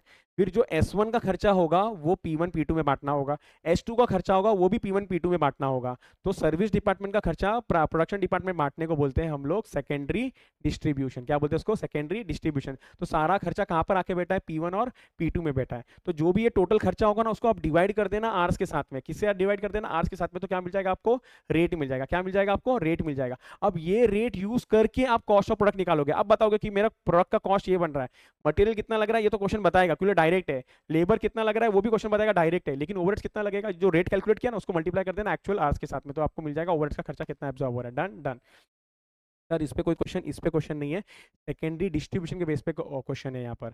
अब सेकेंडरी डिस्ट्रीब्यूशन सर जो बोला ना मैंने, S1 को आपको एलोकेट करना पड़ता है P1 P2, अभी ध्यान से सुनना प्लीज, एक बार ना मैं पहले ना आपको सारा डिफरेंस बताऊंगा, ये सारे डिफरेंस को एक टाइप में क्रिएट किया है और हर एक के ऊपर ने क्वेश्चन भी है, हर एक के ऊपर क्वेश्चन है, और कौन सा वाला इंपॉर्टेंट जो एग्जाम में आता है वो भी आपको बताऊंगा मैं। सेकेंडरी डिस्ट्रीब्यूशन पहले समझा का इसका मतलब क्या है, सेकेंडरी डिस्ट्रीब्यूशन, हाँ सर समझ गया। सेकेंडरी डिस्ट्रीब्यूशन मतलब S1 का खर्चा P1 P2 में बांटना, S2 का खर्चा P1 P2 में बांटना। डन। सेकेंडरी डिस्ट्रीब्यूशन करने के लिए ना इतने सारे मेथड है, आराम से समझना, बहुत आसान है। डायरेक्ट रीडिस्ट्रीब्यूशन मेथड, कौन सा मेथड, डायरेक्ट रीडिस्ट्रीब्यूशन, कौन सा method, direct redistribution. Direct redistribution method है मतलब सर कैसा इसको डिस्ट्रीब्यूट करोगे आप, इसको आप कैसे डिस्ट्रीब्यूट करने वाले हो डायरेक्टली, मतलब सर प्लीज ध्यान से सुनो, S1 का खर्चा सिर्फ P1 और P2 को जाएगा, S2 का खर्चा P1 P2 को जाएगा, तो ये क्या हो गया आपका डायरेक्ट रीडिस्ट्रीब्यूशन का खर्चा। सर सेकंड मेथड का नाम देखो क्या बोला, स्टेप मेथड। सेकंड मेथड का नाम देखो क्या बोला, स्टेप मेथड। प्लीज ध्यान से सुनो, प्लीज ध्यान से सुनो, मैंने बोला P1 P2 S1 S2 ऐसा चार है, तो S1 का खर्चा है ना, S1 का जो खर्चा है ना वो P1 को जाएगा, P2 को जाएगा और S2 को भी जाएगा है। हाँ, इस बार एक सर्विस ना दूसरे सर्विस को भी ये देगा, खर्चा एलोकेट करेगा, तो वापस S1 का खर्चा P1 को जाएगा, P2 को जाएगा और S2 को भी जाएगा, और फिर S2 का खर्चा P1 और P2 को जाएगा। एग्जाम्पल के साथ समझाता हूँ, एग्जाम्पल के साथ समझाता हूँ। S1 S2 100 rupees, 100 rupees, 100 rupees, 100 rupees. अब S1 वाला किसको एलोकेट करेगा, P1 P2 एंड S2 को। तो सर ये पहला 100 खुद को माइनस कर देगा, और यहाँ पर आ जाएगा 40, यहाँ पर आ जाएगा 40 और यहाँ पर आ जाएगा 20। तो सर इसने तो एलोकेट करके खुद को जीरो कर दिया, अब किसको एलोकेट करना है, अब S2 को एलोकेट करना है, S2। तो S2 कितना एलोकेट करेगा सर, S2 120 एलोकेट करेगा, 120। सर 120 किसको एलोकेट करेगा, सिर्फ P1 और P2 को करेगा, तो ये चला जाएगा 60 इसको, ये चला जाएगा 60 इसको, इस तरीके से ये भी जीरो हो जाएगा। मतलब सर इधर S1 और S2 में से कोई तो एक डिपार्टमेंट दूसरे को भी सर्विस दे रहा है। ये क्लियर है क्या, इसको हम लोग बोलते हैं स्टेप मेथड। स्टेप क्योंकि देखो सीडी जैसा बन रहा है, ऐसा ऐसा और एक रहा तो ऐसा ऐसा, सीडी सीडी बनते जाएगा, इसलिए बोलते हैं इसको स्टेप मेथड। स्टेप मेथड बोलते हैं, स्टेप लैडर मेथड बोलते हैं, non reciprocal. Sir why it is said as non reciprocal, because एक सर्विस दूसरे को दे रहा है बट दूसरा सर्विस वापस है वो सर्विस को रिटर्न नहीं दे रहा है, इसलिए नॉन रेसिप्रोकल। तीनों नाम याद रखना, क्वेश्चन में से कुछ भी आ सकता है, क्वेश्चन कोई भी नाम यूज कर सकता है, स्टेप मेथड यूज कर सकता है, स्टेप लैडर मेथड यूज कर सकता है, नॉन रेसिप्रोकल मेथड यूज कर सकता है। डन। सर तीसरा मेथड क्या है, रेसिप्रोकल। अरे बाप रे सर, रेसिप्रोकल मतलब क्या होगा मालूम है, S1 वाला P1 P2 को तो देगा बट S2 को भी देगा, फिर S2 वाला क्या होगा मालूम है, P1 P2 को देगा और S1 को भी देगा है। S1 के पास खर्चा आ गया, अब वापस से S1 वाला क्या करेगा, P1 P2 को देगा और फिर सर ऐसा खेलते रहना है क्या, हाँ खेलते रहना है, प्लीज सुनो वापस से। S1 वाला P1 P2 को देगा और S2 को भी देगा, S2 वाला P1 P2 फिर S1 को भी देगा। तो S1 पहले जीरो हो गया था, अब S1 के पास आ गया खर्चा, अब S1 वाला क्या करेगा, वापस से P1 P2 को देगा और S2 को देगा, फिर S2 के पास खर्चा आ गया, फिर से वो क्या करेगा, P1 P2 और S1 को देगा, फिर S1 वाला दोनों को देगा, S2 को देगा, ऐसा S1 S2 को भी देगा, S2 S1 को भी देगा, तो रेसिप्रोकल है। अब रेसिप्रोकल के अंदर भी तीन मेथड है, रेसिप्रोकल के अंदर भी तीन मेथड है। कौन सा तीन मेथड है, repeated redistribution method, simultaneous equation method and trial and error method. बता दिया, नॉट इंपॉर्टेंट। एक क्लियर है क्या? तो रिपीटेड रीडिस्ट्रीब्यूशन, पहले मैंने आपको डिफरेंस समझा देता हूँ, पहले डिफरेंस समझा देता हूँ, इसका डिटेल डिस्कशन भी करने वाले हम लोग। रिपीटेड रीडिस्ट्रीब्यूशन सर इसका ये मतलब है कि S1 S2 का खर्चा है ना, ये इसको देगा, ये इसको देगा, एक राउंड कंप्लीट, ये इसको देगा, ये इसको देगा, ये एक राउंड कंप्लीट हुआ, ऐसा दो राउंड कंप्लीट, ये इसको देगा, ये इसको देगा, तीन राउंड कंप्लीट, बस तीन राउंड तक बांटना है, बस तीन राउंड तक बांटना है, और तीन राउंड में ना ये जीरो हो जाएगा। सर कैसे जीरो होगा, मैं आपको सम के साथ समझाता हूँ ना, क्लियर, बट याद रखना सिर्फ तीन राउंड तक करना है। इसको क्या बोलते हैं, रिपीटेड रीडिस्ट्रीब्यूशन। डिस्ट्रीब्यूट करो रिपीट मोड पे, रिपीट मोड पे कितने बार रिपीट करो, करते रहो क्या एंड तक, नहीं नहीं तीन स्टेप तक करना, तीन राउंड तक करना। ओके सर नेक्स्ट क्या है, साइमल्टेनियस इक्वेशन मेथड। प्लीज मैंने बोला ना मैं आपको बताऊंगा इंपॉर्टेंट कौन सा है, ये लो बता दिया, यही सबसे इंपॉर्टेंट है। अगर क्वेश्चन मेथड स्पेसिफाई नहीं करता ना, साइमल्टेनियस इक्वेशन मेथड यूज करना पड़ता है। और नेक्स्ट है ट्रायल एंड एरर मेथड, इसका भी डिटेल में डिस्कशन करेंगे with questions only. If question does not specify the method, we can use method number 3 and 4। Sir 3 कौन सा, इधर देखो, ये 1 है, ये 2 है, इसको मैंने कोई मेथड नहीं बोला है, ये थर्ड मेथड, ये फोर्थ मेथड, ये फिफ्थ मेथड। तो सर ये मेथड या ये मेथड दोनों में से कोई तो एक मेथड आप यूज़ कर सकते हो। मेथड नंबर 3 और मेथड नंबर 4 दोनों में से कोई एक मेथड आप यूज़ कर सकते हो। क्या ये एकदम clear? Done. repeated redistribution or simultaneous equation method. If question does not specify the method, we can use any of the method. But if, एक मिनट प्लीज ध्यान से देखना, if number of service departments are more than 2, जैसे S1 S2 ले रहा ना sir, S1 S2 S3 S4 ऐसा है, then use method number 2, repeated redistribution method, sorry step ladder method, ये वाला step ladder method, step ladder method। ये clear? Okay इसके ऊपर कोई क्वेश्चन नहीं है, ये सिर्फ आपको जानकारी दिया है। अब एक एक मेथड का डिटेल में पोस्टमार्टम करेंगे और वो टाइप में डिवाइडेड है। Type number 3 repeated redistribution method, फिर टाइप नंबर 4 5 अलग अलग मेथड्स है। सर रिपीटेड रीडिस्ट्रीब्यूशन याद है क्या था? हाँ सर याद है, क्या था? सर्विस 1 वाला किस में बांटेगा, P1 और P2 में। सर S2 को दे रहा है, नहीं भाई S2 को नहीं दे रहा है, S2 को दिया तो नॉन रेसिप्रोकल हो जाएगा। S1 वाला किसको देगा, P1 P2 को देगा, S2 किसको देगा, P1 P2 को देगा। Clear, done. क्वेश्चन नंबर 31 है, एक मिनट, इसमें हम लोग कौन सा क्वेश्चन करने वाले हैं, इसमें हम लोग करने वाले क्वेश्चन नंबर 1, रिपीटेड रीडिस्ट्रीब्यूशन में करने वाले क्वेश्चन नंबर 1। तो क्या बोला एक बार देखो, यहाँ पर देखो क्वेश्चन में क्या बोला है, prepare a statement apportioning the cost of service department over production department using direct redistribution method. Question को जरा एक बार आराम से पढ़ो और समझो। Excel Limited has 3 production department and 4 service department। 3 production department and 4 service department है। सर कौन सा मेथड यूज करूँ, कौन सा मेथड? अरे क्वेश्चन ने दिया लिख के ना, तो वही मेथड यूज करना है। The expenses for this departments as per the primary distribution summary are as follows. Department A, department B, department C, ये प्रोडक्शन डिपार्टमेंट और सर्विस डिपार्टमेंट में 1 2 3 4 ये 4 डिपार्टमेंट है। सर खर्चा अगर बांट दिया, इसका मतलब क्या मालूम है, प्राइमरी डिस्ट्रीब्यूशन हो चुका है। वो तो क्वेश्चन में लिख के भी दिया, इधर देखो ना, expenses for those department as per primary distribution summary, मतलब प्राइमरी डिस्ट्रीब्यूशन हो चुका है, मतलब रेंट ओवरहेड्स को खर्चा क्या कर दिया इन्होंने, इसको बांट दिया है। बांटने के बाद अब सेकेंडरी करना है। सेकेंडरी करना मतलब ये जो सर्विस 1 वाला है ना, ये तीनों में बांटना पड़ेगा, ये जो है ये तीनों में बांटना पड़ेगा, ये वाला जो है ये तीनों में बांटना पड़ेगा, और ये जो है ये भी तीनों में बांटना पड़ेगा। एक क्लियर है क्या? 3 सर्विस डिपार्टमेंट का खर्चा हमको प्रोडक्शन में बांटना है, उसको हम लोग क्या बोलते हैं, सेकेंडरी डिस्ट्रीब्यूशन। और सेकेंडरी डिस्ट्रीब्यूशन कौन से मेथड से करना है, डायरेक्ट रीडिस्ट्रीब्यूशन। सर अब ये डायरेक्ट रीडिस्ट्रीब्यूशन से करना है तो किस बेसिस पे बांटे? मैं अज्यूम कर रहा हूँ आपको रेशियो आता है निकालने, और रेशियो के बेस पे आपको एलोकेट करना भी आता है। एक मैं बता दूंगा कैसे करते हैं, बट फिर भी मैं अज्यूम कर रहा हूँ आपको आता है। यहाँ पर देखो सर, स्टोर का खर्चा 4 लाख, आप ABC में कैसे बांटोगे, यहाँ पर बेसिस दिया हुआ है। स्टोर के लिए वैल्यू ऑफ स्टोर एक्विजिशन, क्या बोला, value of store acquisition, value of store acquisition. तो सर यहाँ पर रेशियो क्या बन रहा है, 25:15:10। तो कैसा करते हैं, 25:15:10, तो टोटल लेने का 25 + 15 + 10, तो इसका टोटल आता है 50 आता है।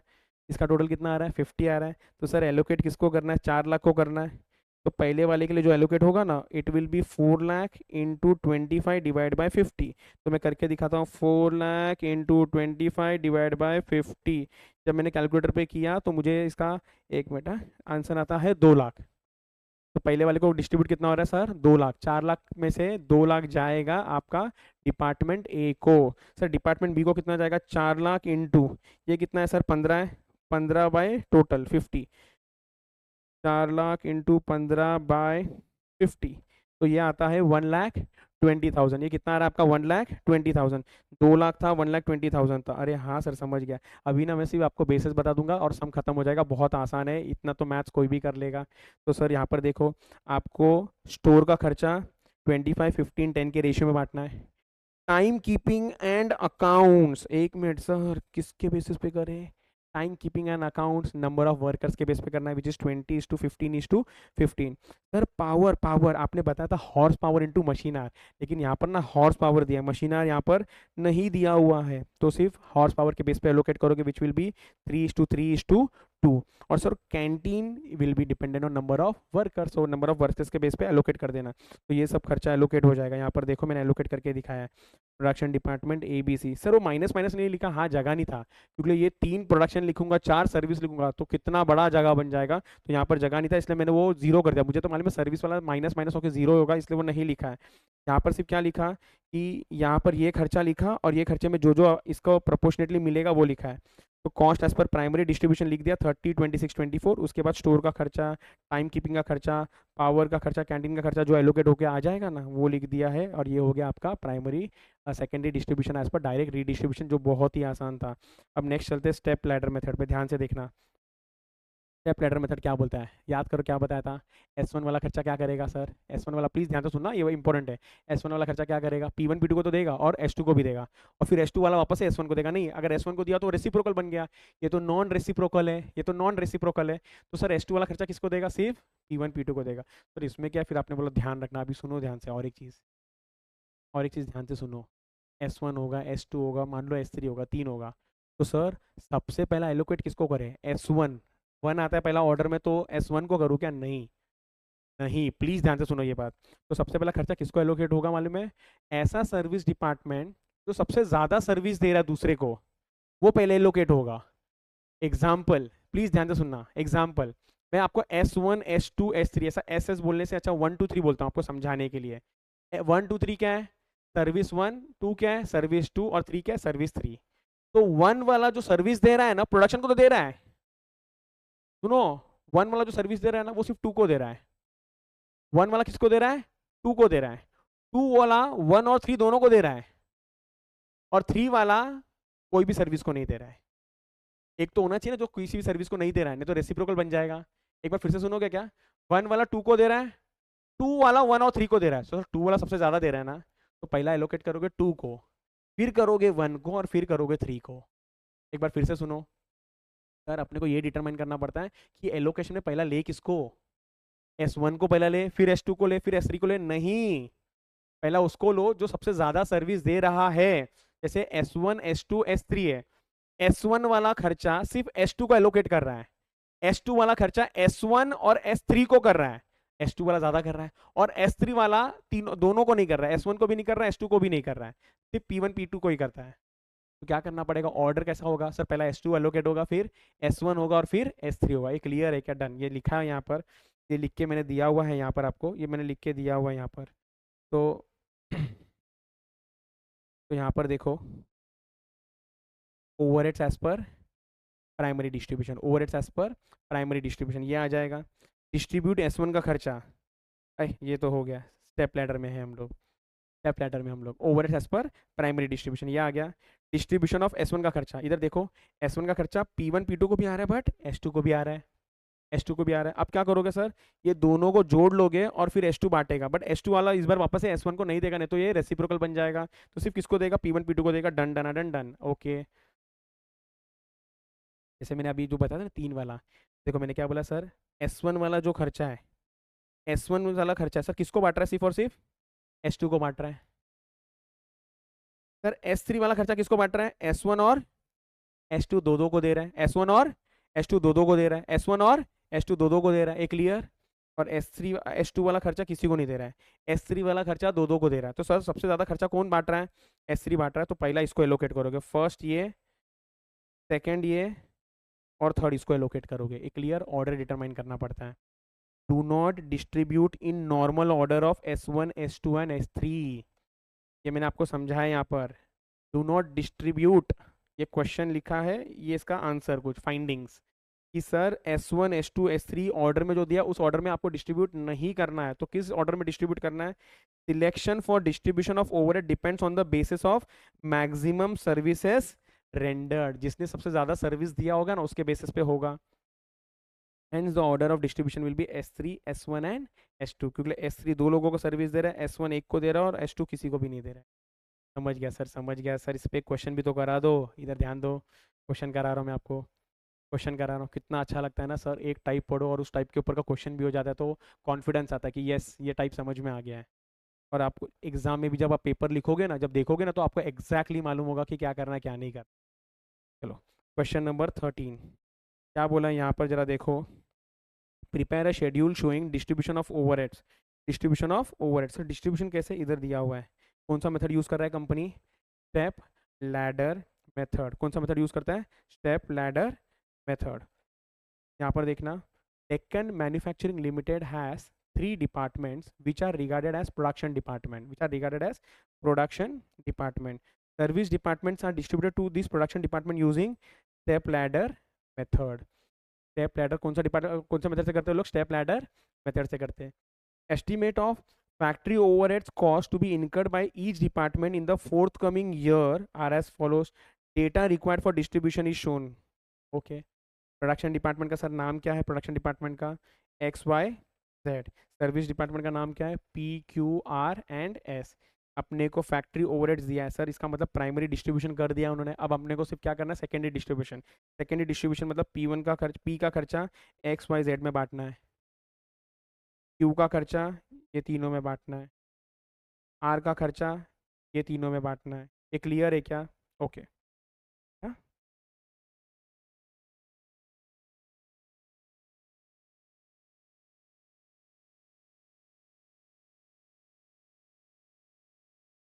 हाँ जी,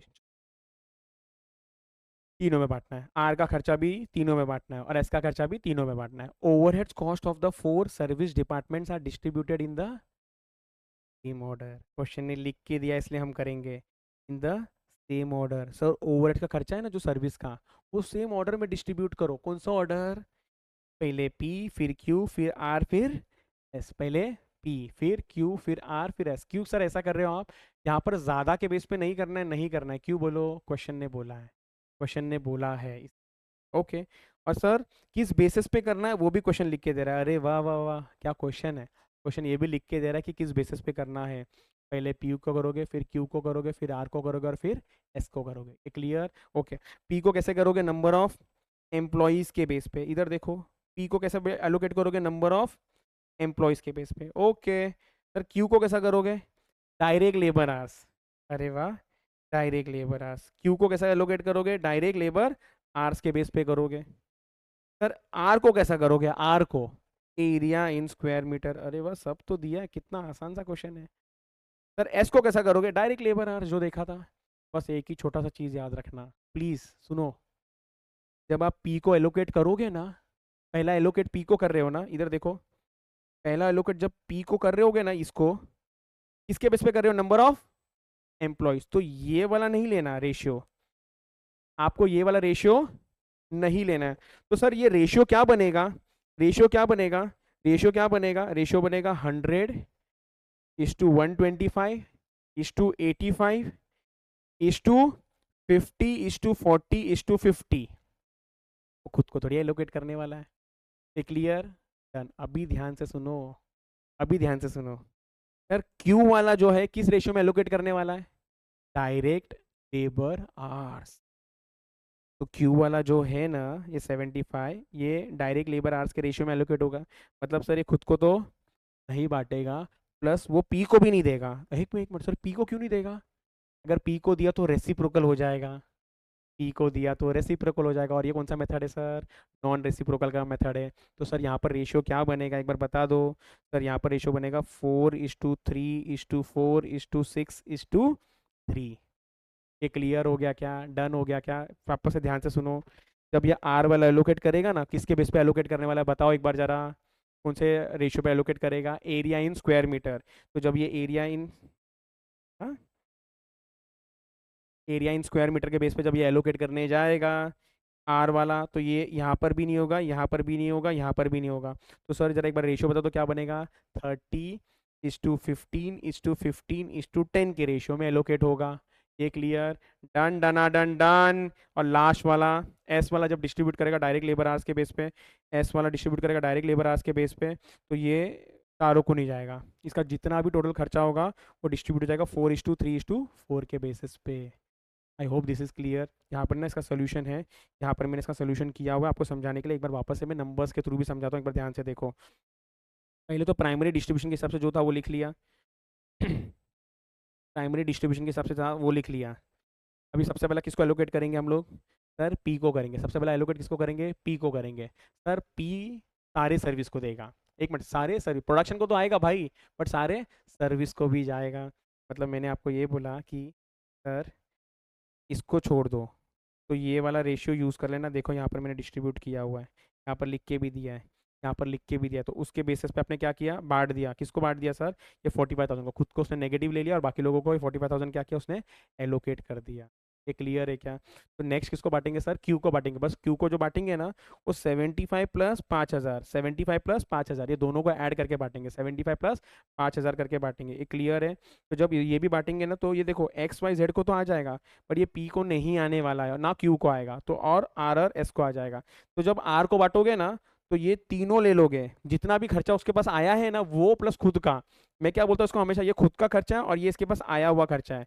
ये आया हुआ खर्चा है, जो खुद का खर्चा था वो प्लस जो आया हुआ खर्चा है उसको ऐड कर लो, और फिर उतना टोटल एलोकेट करना पड़ेगा। और S1 में भी सेम, खुद का खर्चा प्लस जो आया हुआ खर्चा रहेगा उसको ऐड कर लो और एलोकेट कर लेना। क्लियर है क्या? तो हम लोग क्या बोलते हैं? Step ladder. अब यहाँ पर देखोगे ना सर, सीढ़ी जैसा ही बनता है, स्टेप जैसा ही बनता है, ऐसा स्टेप जैसा बनता है, इसलिए इसका नाम दिया है स्टेप लैडर मेथड। ओके। तो और एक कुछ सवाल है यहाँ पर। Calculate overhead recovery rate. अरे रेट निकालना है। अब सारा खर्चा कहाँ पर जाके बैठ चुका है? प्रोडक्शन में। सारा खर्चा कहाँ पर जाके बैठ चुका है? प्रोडक्शन में। सारा खर्चा कहाँ पर जाके बैठ चुका है? प्रोडक्शन में। तो जो भी आपका टोटल ओवरहेड्स होगा ना, उसको आप डिवाइड कर देना किसके साथ में? आर्स के साथ। सर कौन सा आर्स? मशीन आर्स की लेबर आर्स? क्वेश्चन में क्या बोला है? मुझे चाहिए पर, देखो देखो क्या बोला है, पर क्या चाहिए? मशीन आर्स चाहिए क्या? नहीं, क्या चाहिए? Direct labour hours. तो टोटल लेबर आर्स के साथ में डिवाइड कर देना। क्या मेरे पास लेबर आर्स है क्या तीनों का? हाँ सर तीनों का है। तो ये जो भी खर्चा है ना, ये एलोकेट होके ये जीरो हो गया होगा और ये खर्चा आ गया है।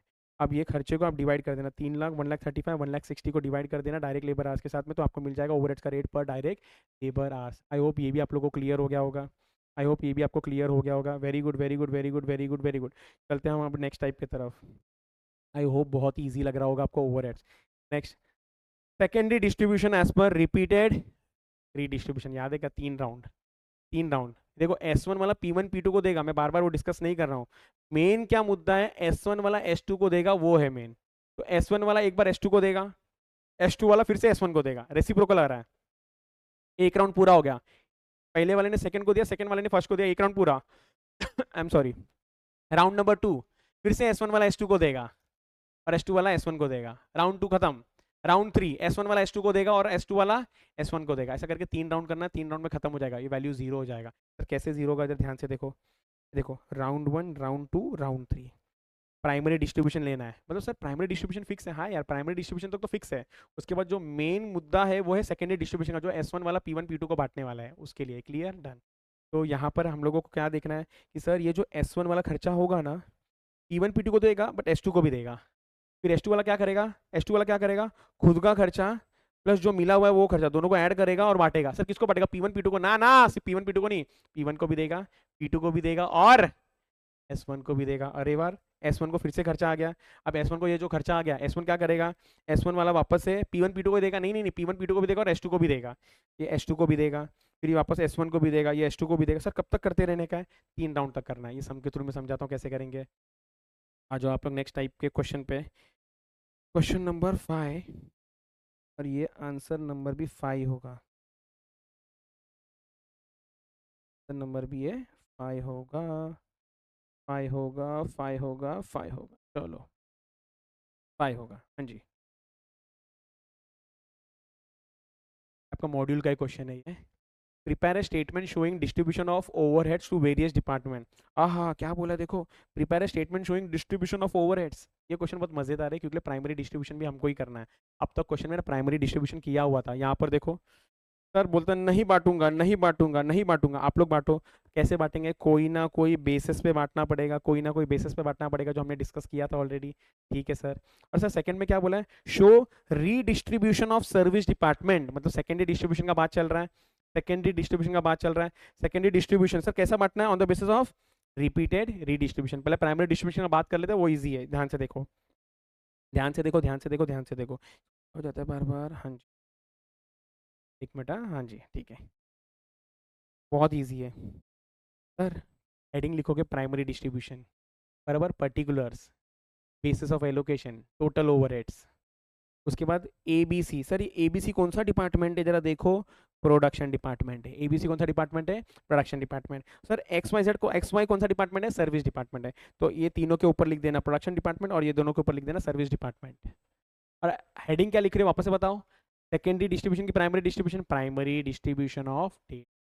Distribution of overheads.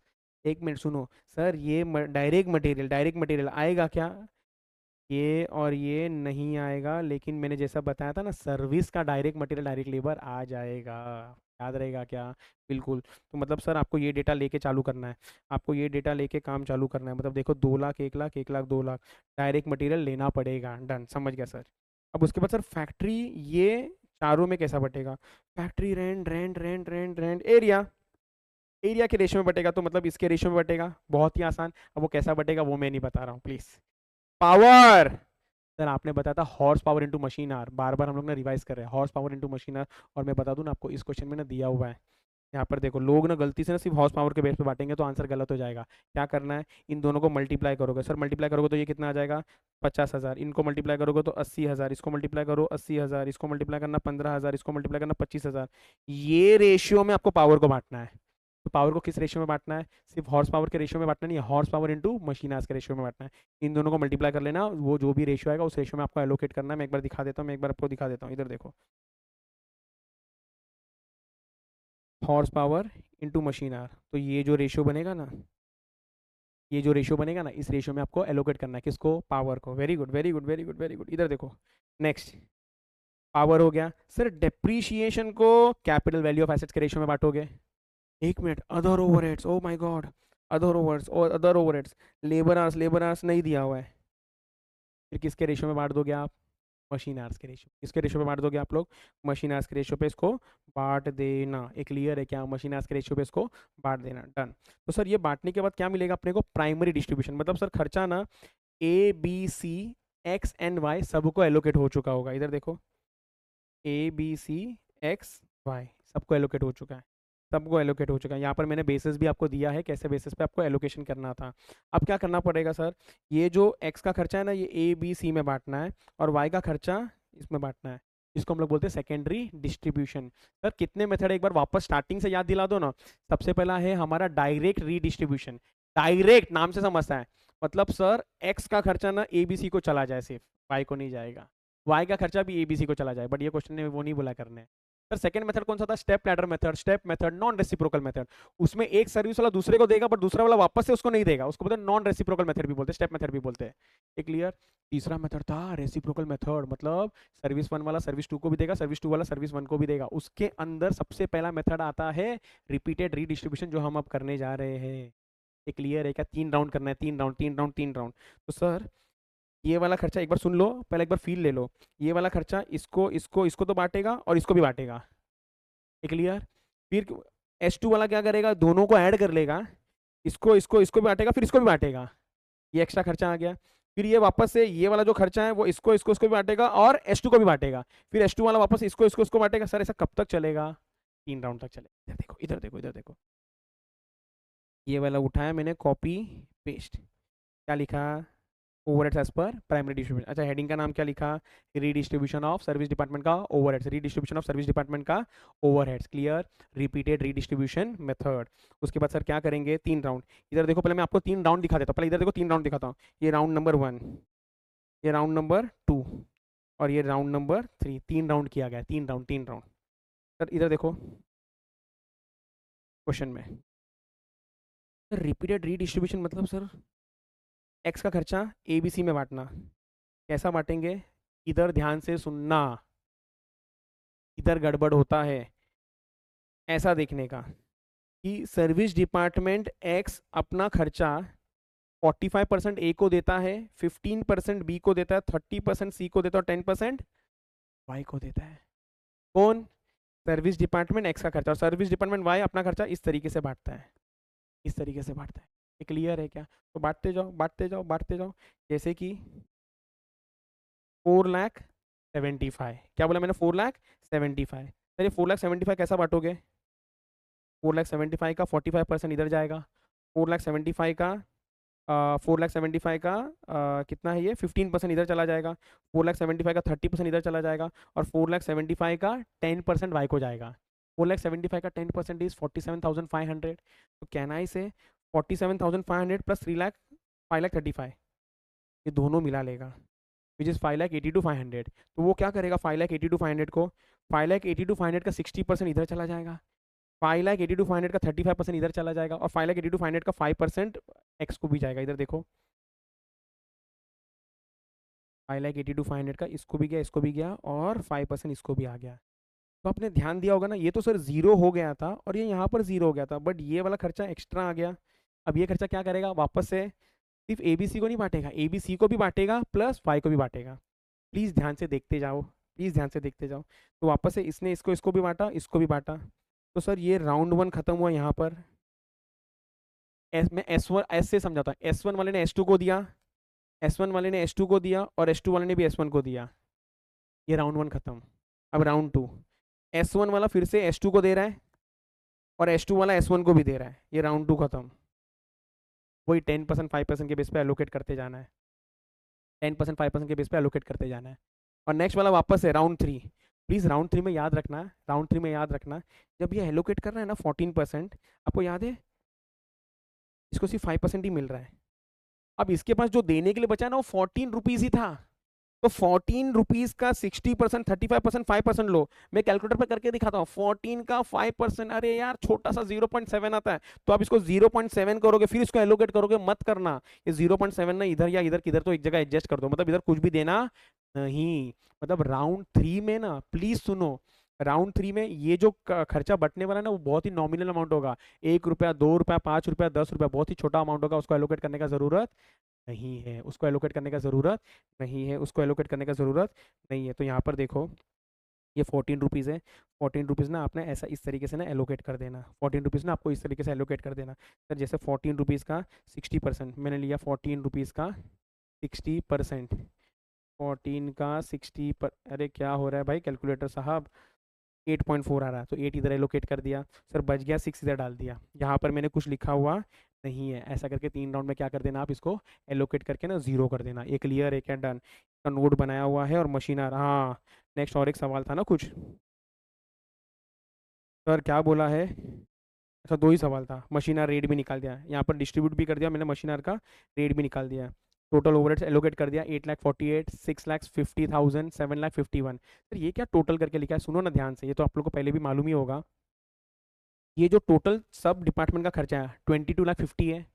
जब मैं ये खर्चा ये तीनों में बांट दूंगा, ये खर्चा तीनों में बांट दूंगा, फिर भी टोटल शुड रिमेन 22,50,000। लॉजिकल है, बस मैंने वही क्रॉस चेक किया है कि जब आपने ये सर्विस का खर्चा प्रोडक्शन डिपार्टमेंट में बांट दिया ना, जब सर्विस डिपार्टमेंट का खर्चा प्रोडक्शन डिपार्टमेंट में बांट दिया ना, तभी भी आपका टोटल है ना 22,50,000 आ रहा था कि नहीं? अगर 1-2 रुपया इधर उधर होगा ना, प्लीज़ एडजस्ट करना, छोड़ नहीं देना। ये क्लियर? डन। उसके बाद सर वो खर्चे को लिया और डिवाइड कर दिया मशीन आवर्स के साथ, तो मिल गया रेट पर मशीन आवर। डन है क्या? Done, perfect. नेक्स्ट सबसे इम्पॉर्टेंट मेथड है हमारा साइमल्टेनियस इक्वेशन मेथड। सबसे इम्पॉर्टेंट मेथड है हमारा साइमल्टेनियस इक्वेशन मेथड। अभी ध्यान से सुनना प्लीज। हाँ, साइमल्टेनियस इक्वेशन मेथड बहुत इंपॉर्टेंट है, सबसे इंपॉर्टेंट मेथड यही है, साइमल्टेनियस इक्वेशन मेथड। क्या होता है, क्या करना है इस मेथड के अंदर? This method will be used when there are only two service department. It will be used only when there are two service department. पहले ना मैंने एक क्वेश्चन समझा है रिपीटेड रीडिस्ट्रीब्यूशन का, उससे आपका अंडरस्टैंडिंग डेवलप होगा फॉर साइमल्टेनियस इक्वेशन मेथड, और है बहुत ईजी, है बहुत ईजी। सर एक बार रिपीटेड रीडिस्ट्रीब्यूशन बताओ क्या था? रिपीटेड रीडिस्ट्रीब्यूशन 3 राउंड में करना है, 3 राउंड में खर्चा बांटना पड़ता है। प्लीज सुनो ध्यान से। मैंने बोला कि सर प्राइमरी डिस्ट्रीब्यूशन 50,000 50,000 50,000 50,000 था, और आपका एलोकेशन कुछ इस तरीके से था कि S1 वाला खर्चा 40% 40% 20% बांट रहा है, और S2 वाला भी 60% 30% एंड 10% का खर्चा एलोकेट कर रहा है, बांट रहा है। ये क्लियर है क्या? खर्चा कुछ इस तरीके से एलोकेट कर रहे थे हम लोग। तो अब क्या करना पड़ेगा सर यहाँ पर? अब क्या करना पड़ेगा? यहाँ पर खर्चा है ना, प्लीज ध्यान से सुनो। यहाँ पर मैं ऐसा बोलूँ क्या कि सर S1 का जो टोटल खर्चा बटने वाला है ना वो 50,000 है? नहीं, एक तो खुद का भी खर्चा बांटता है, प्लस S2 से जो मिला ना वो भी बांटता है। सुनो ध्यान से वापस, मैंने क्या बोला? S1 वाला टोटल खर्चा कितना बांटता है? खुद का प्लस जो S2 से मिला होगा वो भी बांटता है। S2 वाला कौन सा बांटता है? जो खुद का खर्चा होगा वो बांटता है, प्लस S1 से मिला होगा ना वो भी बांटता है। ये क्लियर है क्या? एक तो S2 वाला भी S1 का भी खर्चा बांटता है, S2 वाला S1 का भी बांटता है, S1 वाला S2 का भी बांटता है। क्लियर है क्या? अभी सुनो ना, इसीलिए टोटल ओवरहेड्स है ना 50,000 को बोलना गलत हो जाएगा, टोटल ओवरहेड्स। तो टोटल ओवरहेड्स ऑफ S1 क्या होगा? टोटल ओवरहेड्स ऑफ S1 क्या होगा? खुद का खर्चा प्लस जो S2 से मिला होगा वो। और टोटल ओवरहेड्स ऑफ S2 क्या होगा? खुद का खर्चा प्लस S1 से जो मिला होगा वो। तो एक बार ना लॉजिकली समझ लो कि ये फंक्शन कैसे होता है। रिपीटेड डिस्ट्रीब्यूशन करते थे तो हम लोग क्या करते थे, ये 50,000 को इसमें इसमें भी बांटते थे, इसमें भी बांटते थे। फिर ये 50,000 प्लस जो 20% आया रहेगा वो दोनों को ऐड करके इसमें इसमें इसमें बांटेगा। फिर ये जो 10% इसको मिला रहेगा ये इसमें बांटेगा। फिर ये ऐसा करके बांटते जाएगा। तो यहाँ पर देखो, यहाँ पर देखो, मैं आपको समझाता हूँ नंबर्स के साथ। 50 50 50 50 50। राउंड नंबर 1 एलोकेट हो गया, ये 50,000 इधर 10 आ गया। अब ये क्या करेगा? ये 60 को एलोकेट कर देगा, 60 को एलोकेट करेगा, 10% इधर मिल गया। तो अब सर ये तो जीरो हो गया था, ये जीरो हो गया था, मतलब ये सर 6,000 अभी भी एलोकेट करना पड़ेगा क्योंकि S1 जीरो चाहिए था अपने को।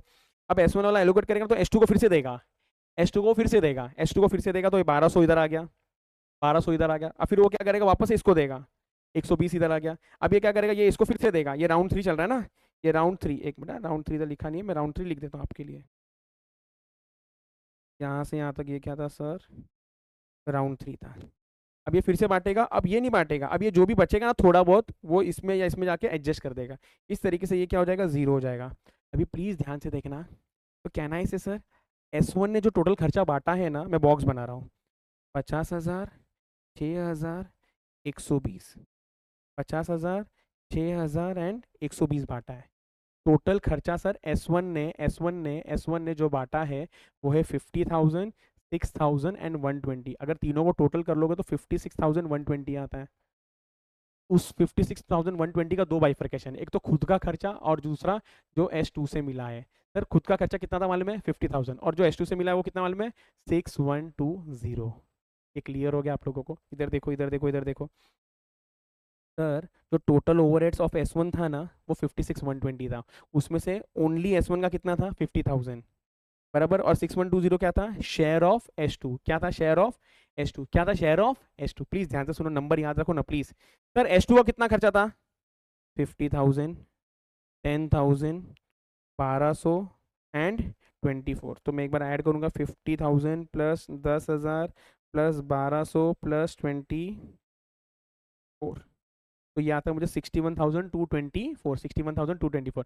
मतलब सर S2 का जो टोटल ओवरहेड था ना वो 61,224 था, वो 61,224 था। टोटल ओवरहेड्स कितना था? 61,224। तो सर ये 61,224 S2 का था और S1 का था 56,120। S2 का कितना था? 61,224। 61,224 का 61,224 का 61,224 का 10% ले रहा हूं मैं, कितना आया 6122, राउंड ऑफ करता हूँ 6120। तो मतलब सर एक मिनट प्लीज ध्यान से सुनना, प्लीज ध्यान से सुनना, इसका टोटल ओवरहेड्स कितना बोला मैंने, मैं लिख देता हूँ 61,224। इसने अपना 10% किसको दिया, इसने अपना टोटल ओवरहेड्स का 10% किसको दिया, S1 को दिया। टोटल ओवरहेड्स किसको दिया, S1 को दिया। सर कितना दिया, 10%, विच इज 6122, जो मैं राउंड ऑफ कर रहा हूँ 6120। तो सर ये किसको दिया, S1 को दिया। किसको दिया, S1 को दिया। और S1 का खुद का कितना था, 50,000। तो इस तरीके से S1 को ना टोटल 56,120 आया। इस तरीके से 56,120 आया। यहाँ पर वापस ध्यान से देखो, वापस यहाँ पर ध्यान से देखो, मैंने बोला सर 56,120 के अंदर S1 का इतना था और S2 का इतना था शेयर। सेम 61,224 में S2 का इतना था और शेयर कितना था, इतना था। ये भी क्लियर है आपको, ये भी क्लियर है आपको। अब साइमल्टेनियस इक्वेशन मेथड में सर करना क्या होता है, साइमल्टेनियस इक्वेशन मेथड में करना क्या होता है, ध्यान से सुनना। आपको ये दिया हुआ है, आप जब तक ऐसा बांटोगे नहीं, ये जब तक आप बांटोगे नहीं, आप जब तक ये बांटोगे नहीं, इमेजिन करो ये कुछ नहीं बांटा आपने, ये कुछ नहीं बांटा आपने, आपने कुछ नहीं बांटा। तो क्या आपको टोटल खर्चा ऑफ S1 मालूम था क्या, टोटल ओवरहेड्स ऑफ S1 नहीं मालूम था। टोटल ओवरहेड्स तो सर बांटा ना, उसके बाद मालूम पड़ा। आपने जब रिपीटेड रीडिस्ट्रीब्यूशन किया ना तो मालूम था। Sir total overheads of S2 मालूम था क्या, बिल्कुल भी नहीं मालूम था।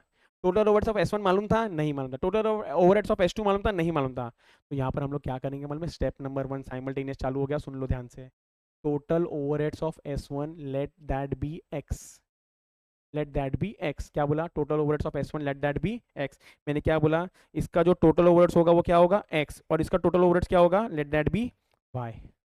और हम लोग ने एक इक्वेशन बनाएंगे। स्टेप 1 क्या बोला मैंने आपको, total overheads. Sir total overheads 50,000 नहीं है, नहीं है। 50,000 उसका सिर्फ शेयर है, प्लस उसका खुद का है, प्लस उसको शेयर भी तो मिलने वाला है S2 से। वो दोनों जब ऐड करूंगा ना तो टोटल ओवरहेड्स मिलेगा। अरे सर शेयर ऐड करने के लिए कितना आसान तो है, कितना आसान तो है। ये 10% दिया है ना, टोटल ओवरहेड्स ऑफ S2 ले लो और उसका 10% जोड़ लो। नहीं कर सकते ना भाई, तो S2 का भी टोटल ओवरहेड्स का मालूम है ना, S1 का पता ना S2 का पता। तो क्या करना पड़ेगा, प्लीज ध्यान से देखो, प्लीज ध्यान से देखो।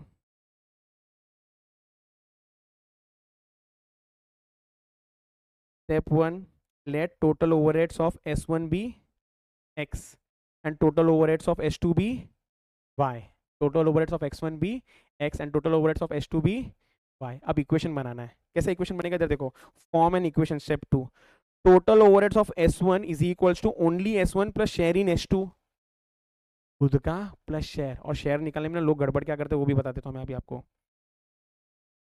हमको ना इस एंगल से देखना है, S1 को 10% S2 का मिल रहा है, बिल्कुल ऐसा नहीं देखना कि S1 को 20% S2 का मिल रहा है, नहीं नहीं नहीं नहीं, ऐसा नहीं है। कैसा है, ऐसा देखना है आपको। सर S1 को 10% मिल रहा है, एक मिनट, 10% मिल रहा है, 10% मिल रहा है किसका, S2 का। और S2 को कितना मिल रहा है, 20%, किसका, S1 का। इक्वेशन वापस से देखो, इसको याद करोगे क्या आप लोग। S1 को कितना मिल रहा है, 10% मिल रहा है। S1 को इधर देखो, इधर देखो, इधर देखो, मैंने क्या बोला, कितना परसेंट मिल रहा है सर, 10% मिल रहा है। मैंने क्या बोला, कितना परसेंट मिल रहा है, 10%। तो अगर मुझे इक्वेशन बनाना होगा ना तो मैं क्या बोलूँगा कि मेरा खुद का, मैं S1 हूँ, मेरा खुद का total overhead is X, plus मेरा खुद का ओवरहेड कितना है 50,000, plus 10% of total overheads of S2। Total overheads भी नहीं मालूम और वो Y था, तो लेट दिस बी Y। तो इसको मैं अगर फर्दर लिखूंगा, X is equals to 50,000 plus 0.1 Y। ये एक इक्वेशन बन गया, ये एक इक्वेशन बन गया। अभी सेम S2 के एंगल से भी करना है ये चीज।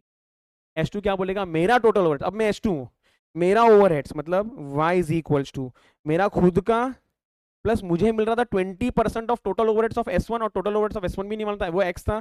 तो कहना है इट इज 0.2 ऑफ X। ये बन गया दूसरा इक्वेशन। और ये दोनों इक्वेशन को ना साइमल्टेनियसली सॉल्व करना है, ये दोनों इक्वेशन को ना साइमल्टेनियसली सॉल्व करना है। ये क्लियर है क्या, ये क्लियर है क्या, डन। मेरे को बस 2 मिनट देना, मैं 2 मिनट में ना फिर से आपका ये कंटिन्यू करा, बस 1 मिनट।